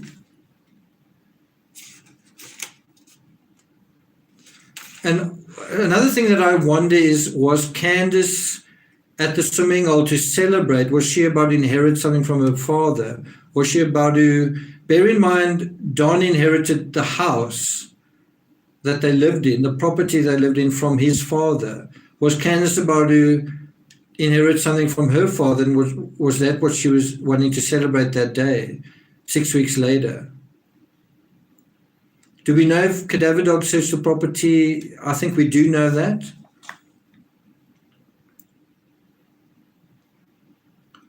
Okay, so we're approaching 2 hours, 15 minutes. Do you guys want me to go through the transcript of Don's statement or Don's call with a YouTube channel? You guys want me to touch on that? I put that on Patreon previously. It was actually sent to me by a patron, SM Kovalinsky. Do you guys want me to? Okay, so what I'm going to do is I'm going to read it through, and then we'll just stop at certain points and deal with it in a bit more detail. So Don says hello, and the person calling him, talking to him, is Jay from the Jays for Justice podcast. And so it goes like this: Don, hello, Jay, Don. Don says, hey, it's Jay, hey. I haven't talked to you in a little bit. I wanted to call and check in on you. Don, yeah, everything's pretty crazy. Jay, yeah, you don't sound good. Don, no, me and my wife's, we're still going through a lot. Jay, yeah, are the kids okay? Don, they're fine. Jay, the rumor is that they were taken out of the home. Were they taken from you guys? Yeah. So I think that is a typical Donism, which is where he's asked, are the kids okay? But then when it turns out that Jay knows something, oh, yeah, sorry. They have been taken. So are they fine? Are they fine if the kids have been taken? Right? When Jay says, yeah, are the kids okay? Don doesn't say, well, they've been taken. He says they're fine, right? Raymond Schramm, dog food for tonight from Batman and Sherman. Okay. Interesting. I don't think Summer, I don't think so either. Okay, so let's go on. Jay says, were they taken? Don says, yeah. So notice he suddenly is reverting to one-word answers. So up until this point, it's a couple of words. Now it's just one word. And again, he says, yeah. Then Jay says, yesterday. In other words, when were the kids taken? Don says, a couple of days ago. Jay says, oh, I'm so sorry. And she's also now doing the pandering thing. She's making it sound like she's supportive towards him so that he's going to be comfortable talking. Stephanie says they've got a chance now. Don says, right now, with everybody attacking us and all the stuff going on right now, it's probably better for them. So let me ask you, do you think that's the reason the children have been taken away, because of social media? Do you think that the children have been removed from the Wells home because of people attacking Don and Candace? Do you think that's the safety issue? Cheryl asks, where was the groceries put away, or when were they put away? So why do you think the children were taken away? Like, why do you think the children, the boys, were taken from Ben Hill Road, from their home? Why do you think that happened? So Don's reason is because people were attacking them. What's the actual reason? Nicole says they wouldn't actually be able to simply take the children for that reason. I'm just trying to see what you guys are saying here. Someone says drug tests, alcohol. I think the children were removed prior. Candace is falling apart for their safety. Neglect, alcohol abuse. Okay, as far as I know, and I could be wrong, Stephanie can maybe help me out here. As far as I know, the reason they were removed was because of what Mary said about Don. I'm not sure if it was in a Facebook post, but I think Mary said something and that became known, and then people realized, well, based on what someone who knows Don, they're in danger. Is that correct, Stephanie?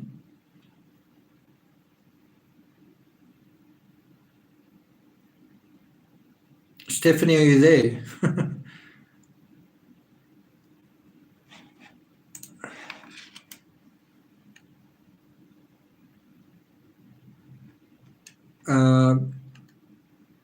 Do you guys agree with my version there of why they probably got taken? Was that slow mode? Yeah. Was that the reason they got taken was because of what Mary said? Laura says CPS was trying for weeks. Emailer says yes. Don got drunk, CPS got wind of it and told the boys. Don even said that. That's part of what Don was blaming on social media. Okay. Yeah, so I do know about the story that apparently Don kind of backslid. You know, he had a setback and he drank a lot, and then, you know, like, because what people were saying got to him. So again, now it's social media's fault. And then he got very drunk. Who knows what happened? And then Mary spoke about that, and then they got removed because Don got drunk again. I've got to say, I was surprised that the children weren't removed even before Candace's broke her silence. Given the situation, I don't know. If a parent gets drunk every single night, according to what Alison said, isn't that grounds to remove the children?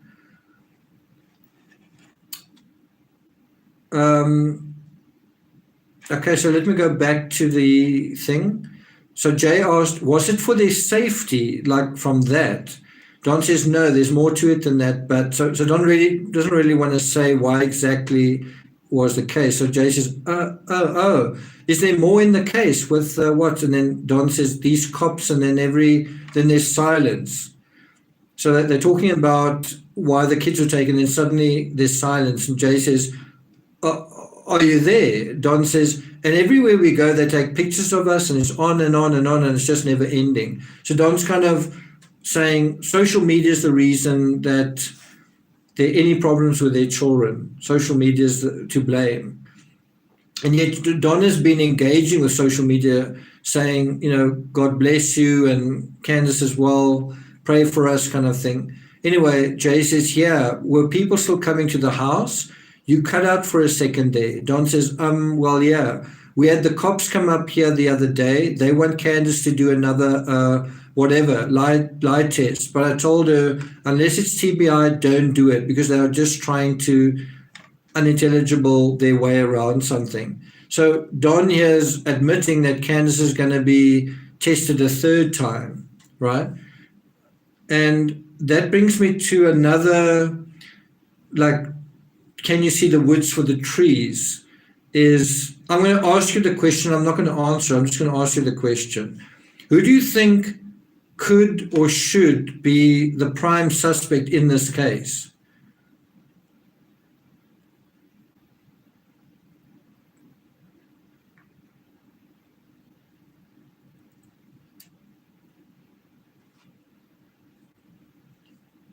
I don't think it's rocket science. I don't think, so at the beginning of this, I was saying how I think Chris McDonough said, or one of the law enforcement guys said, this is a very difficult case. I don't think it's very difficult.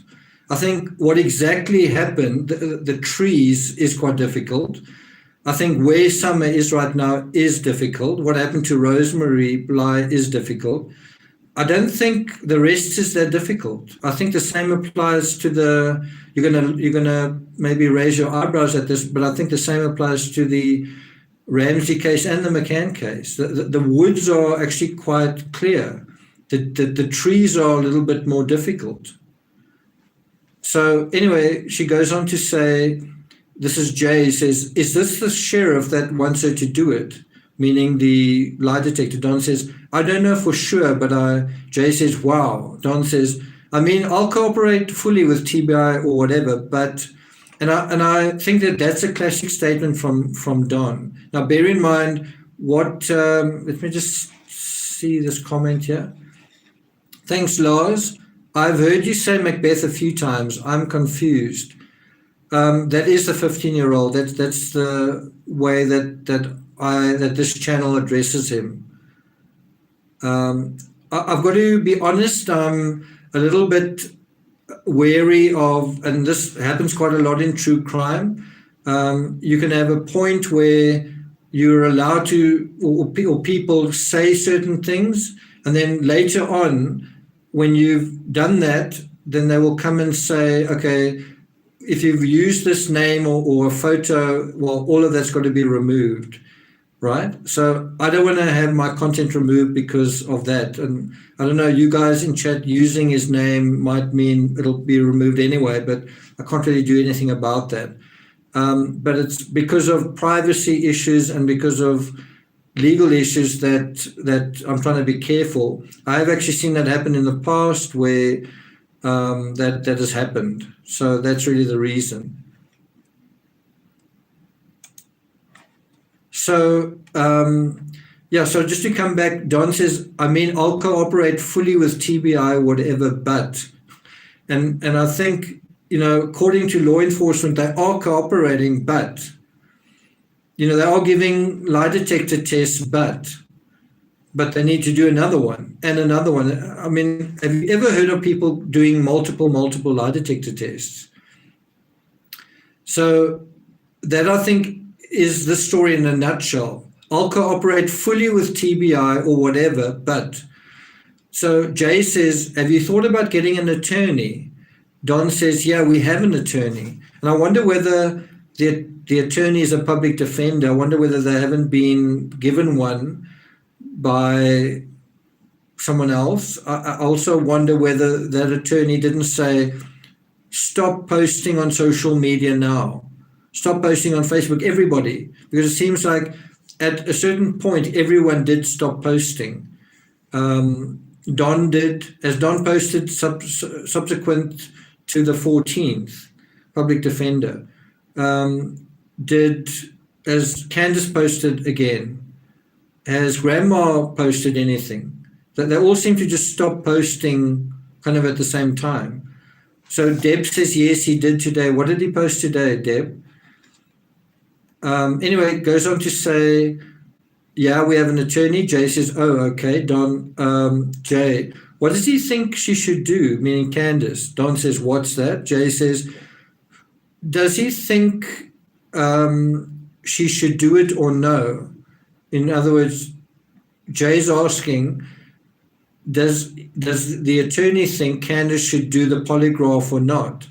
Like, he should be giving you guys advice, Don says, I haven't talked to them about that, but I wouldn't do it unless it's like I told her, unless it's TBI. I'm willing to work with them. They're more a professional. I'm not going to go with some county it's unintelligible, trying to nail us for something we ain't done yet. But, and then Jay says, right, so let me ask you a question. Do you think Don does have an attorney when the next question is, well, have you asked your attorney about taking a lie detector? And then he says, I haven't talked to them about that, but I wouldn't do it unless it's like I told her. So let me ask you, do you think they've got an attorney?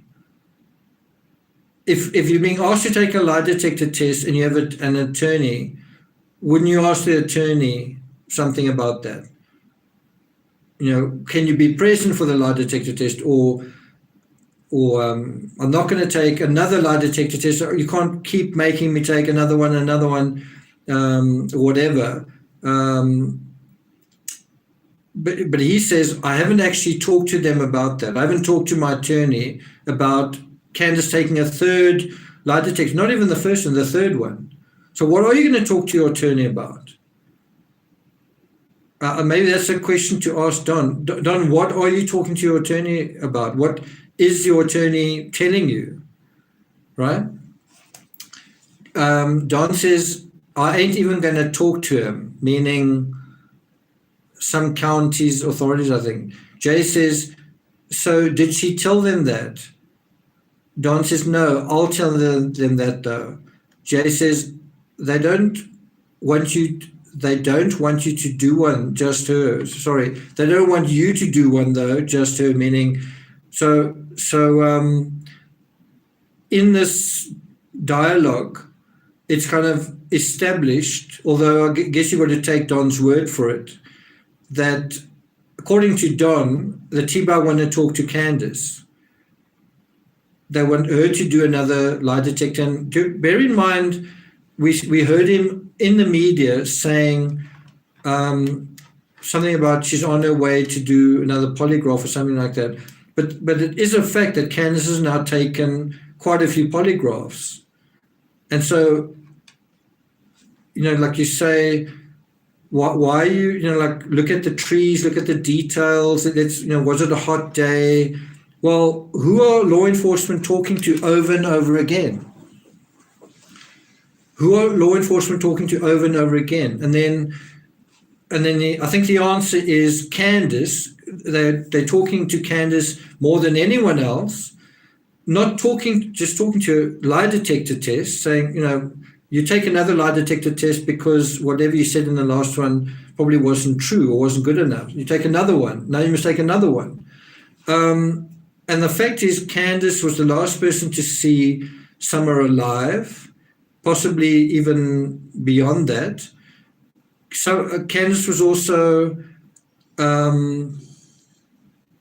the person talking where you actually see Summer looking like something could be wrong.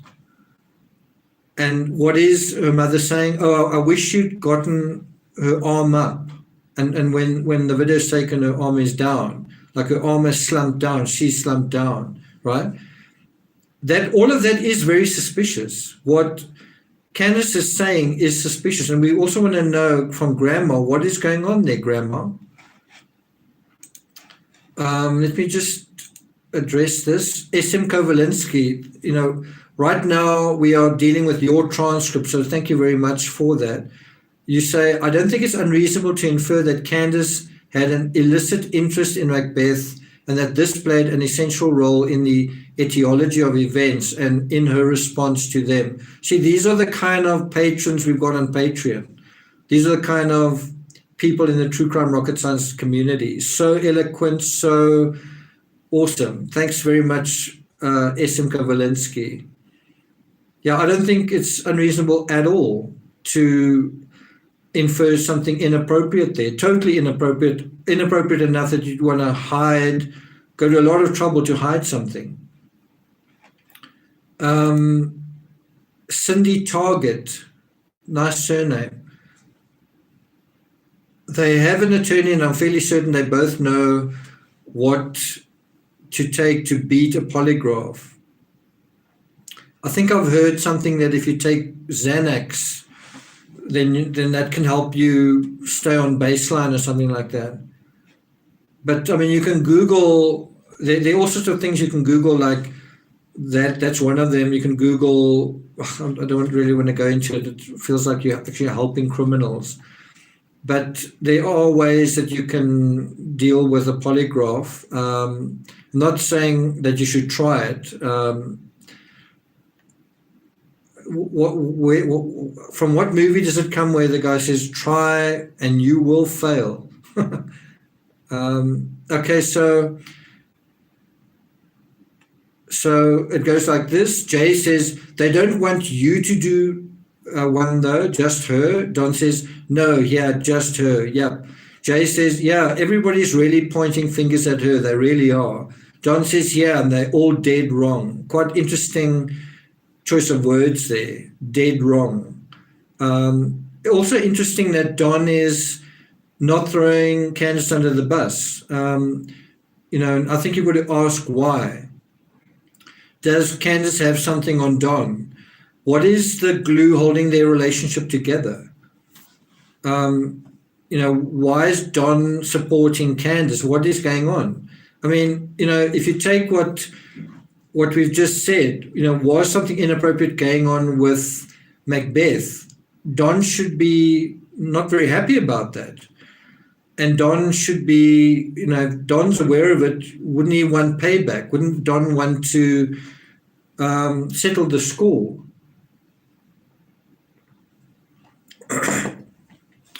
Jay says, someone says past tense. Jay says, and you know that Macbeth's mother, Allie, and her son, Don says, yeah. And then Jay says, these interviews, they came out there. Don says, yeah. Jay says, oh, that guy came and saw you guys, didn't he? Chris or whatever. Don says, I have no idea. I think meaning I have no idea what his surname is.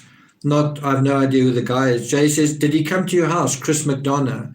Don says, not that I know of. I don't know. Well, we know now that he did because, we know that he made contact with Candace. I presume it would be interesting to know whether Chris McDonough went to the actual property. That would be very fascinating to see.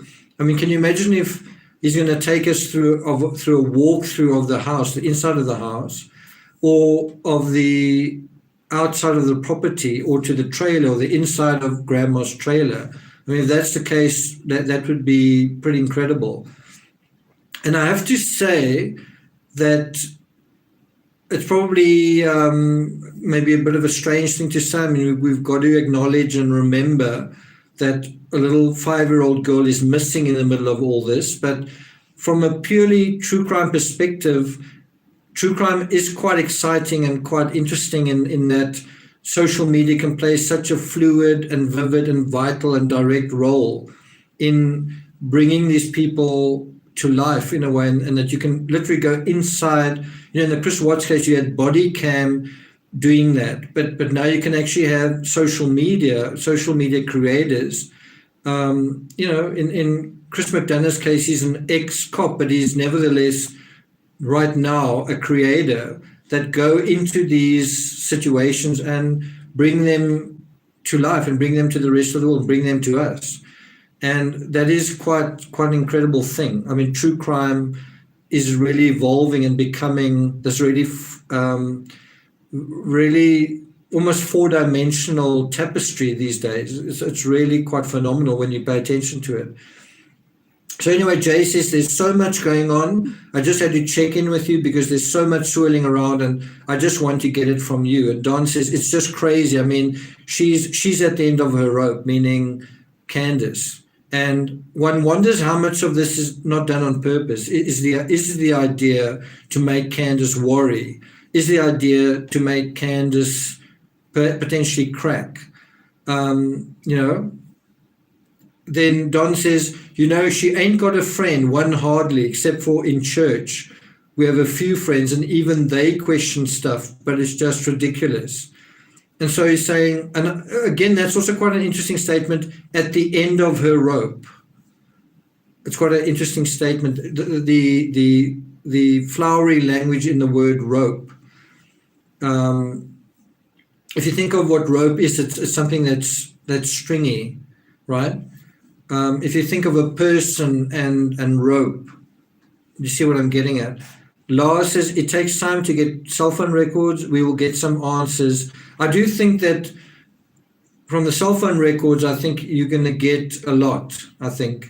I don't know whether you're going to get enough geographic information. I don't know, but who knows? The problem with the areas, because the topography is so tricky, there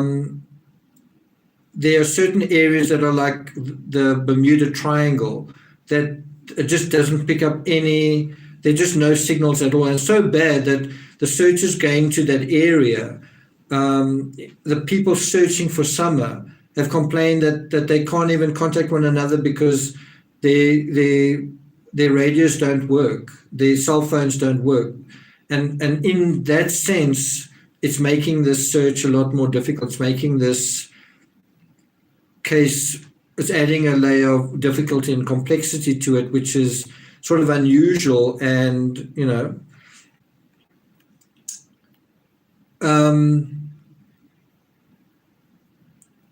what do you guys think of? So I'm going to try and pat myself on the back a little bit. Remember I said I made a video saying that Don used the church as a crutch, and it was quite unpopular. It's one of the most unpopular videos I made based on the number of dislikes and the amount of views and all sorts of things. And yeah, you have Don actually saying, you know what, Candace doesn't have really any friends except for in church, but even they are questioning stuff. And, you know, I sort of went and looked at David Dodson, try to find out a little bit about him, also Robin Lane, and they both seem like the vibe I get from them are that they are good, nice, good people. And I can see why Candace wanted them at the scene, so that they're good, nice people kind of running interference. Something I wanted to bring to attention is, think about it like this. JonBenet Ramsey, Madeleine McCann, and Casey Anthony, right? And three factors: substances, running interference, and God, right? So tell me if you think in the JonBenet Ramsey case, do you think there were substances? Do you think there was running interference? Do you think God is sort of a factor? And I can tell you now, having written books on the JonBenet Ramsey case, it does look like substances may have been a factor. I actually went to check it up. I think it's called Beringer Chardonnay is what the housekeeper said was Patsy's favorite wine. And she said, you know, you were stressed, your 40th birthday was coming up, it was holidays and you were stressed. And on Christmas night, didn't you go into the Beringer Chardonnay? Anyway, that's one aspect. Then there's the running of interference, whether it's with lawyers or with lots of people, bringing a lot of people to the scene. And then there's also God. They had quite a few memorial services and other things like that, right? And then you have the McCanns, and you have something quite similar. You have also a stampede of people coming into the crime scene. You know, everyone they've taken, and then all the top of seven all run into the apartment. But you also had the sort of idea of drinking a lot, drinking excessively, alcohol, wine, whatever. So you have the alcohol, running interference, and with them you also had the PR side. And then they were going to church constantly, and they went to meet the Pope. So you have these three factors. No, I didn't write Foreign Faction. I wrote The Day After Christmas and The Craven Silence. But anyway, so you have, let me just say it again. You've got substances, running interference, God. And then now we go into Casey Anthony. It's a little bit different. Casey Anthony, substances, it might be certain other substances besides alcohol, but basically partying, right? Running interference, wasn't it Cindy and George who were sort of, you know, making it seem like certain other things could have been happening and whatever, just making it difficult to figure out what was going on. Was there a nanny or whatever? Yeah, you're right, Bria. And then there wasn't really God in the Casey Anthony case, but there was like this sort of godlike figure, Zanny the nanny, who is the all-knowing, well, she knows what happened, I don't. Zanny the nanny did it, kind of thing. I'm just saying you have this kind of trifecta, and isn't that the case, again, seeing the woods, don't let the trees get in the way of seeing the woods.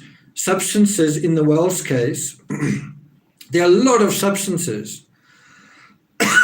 Isn't there a certain amount of running interference and using the church? Is it really so strange to say that?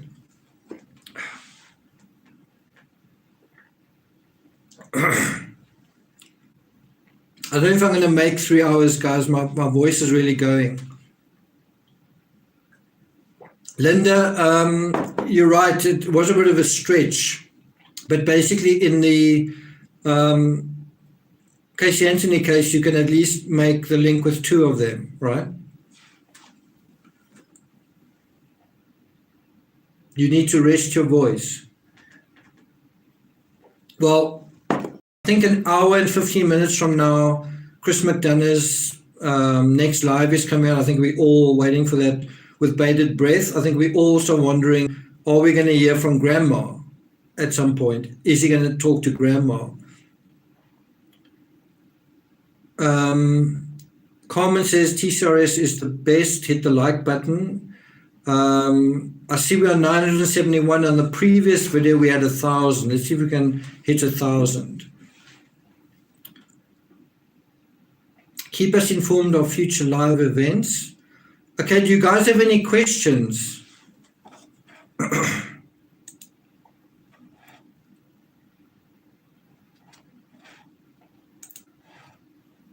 there any questions you've been sort of dying to ask?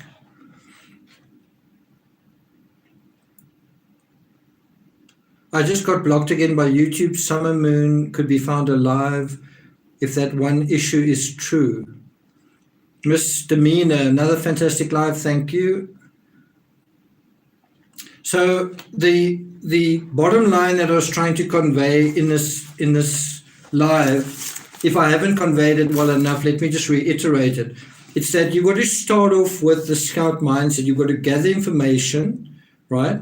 You've got to get to know the trees in the forest to get to know the forest. You've got to get to know the roots and the creeks and the lie of the land and the kind of trees and the flora and the fauna and everything, right? That's the scout mindset. You're building your map. But you've got to come out of that eventually. You've got to come out of the detail at the other side of it and say, well, I now see the woods. I've spent enough time looking at all the trees to now have a very good idea of the woods. In other words, I can see the woods and the trees. I can see inside the woods, I can see the trees, and I can pull out of the trees and see the woods. Does that make sense? So in other words, don't get stuck on the details that you don't know, was this an abduction or not? Who's the prime suspect? What basically happened here? And I don't think those questions are rocket science. Wow, we've gone over 1,017 likes. Thanks, guys. Interviews tomorrow at 5:30 p.m. And he has an interview to share, of Summer's bedroom. Oh, that's quite amazing. So is the interview with Candace not in an hour from now? Did I look at that wrong? Isn't the interview with Candace an hour from now?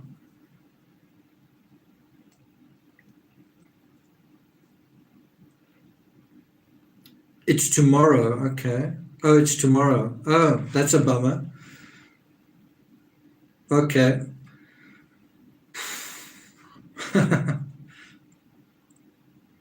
Okay, so I'm not going to take it too much further than that. If you guys want to leave in the comments, not in chat, in the comments, if there are certain themes or videos you want me to touch on. Something I do want to address that I think is quite interesting is fetal alcohol syndrome. I do think that is a factor here, intergenerationally, and and I think that also provides a broad stroke for why what has happened in this case has happened. One of the symptoms of fetal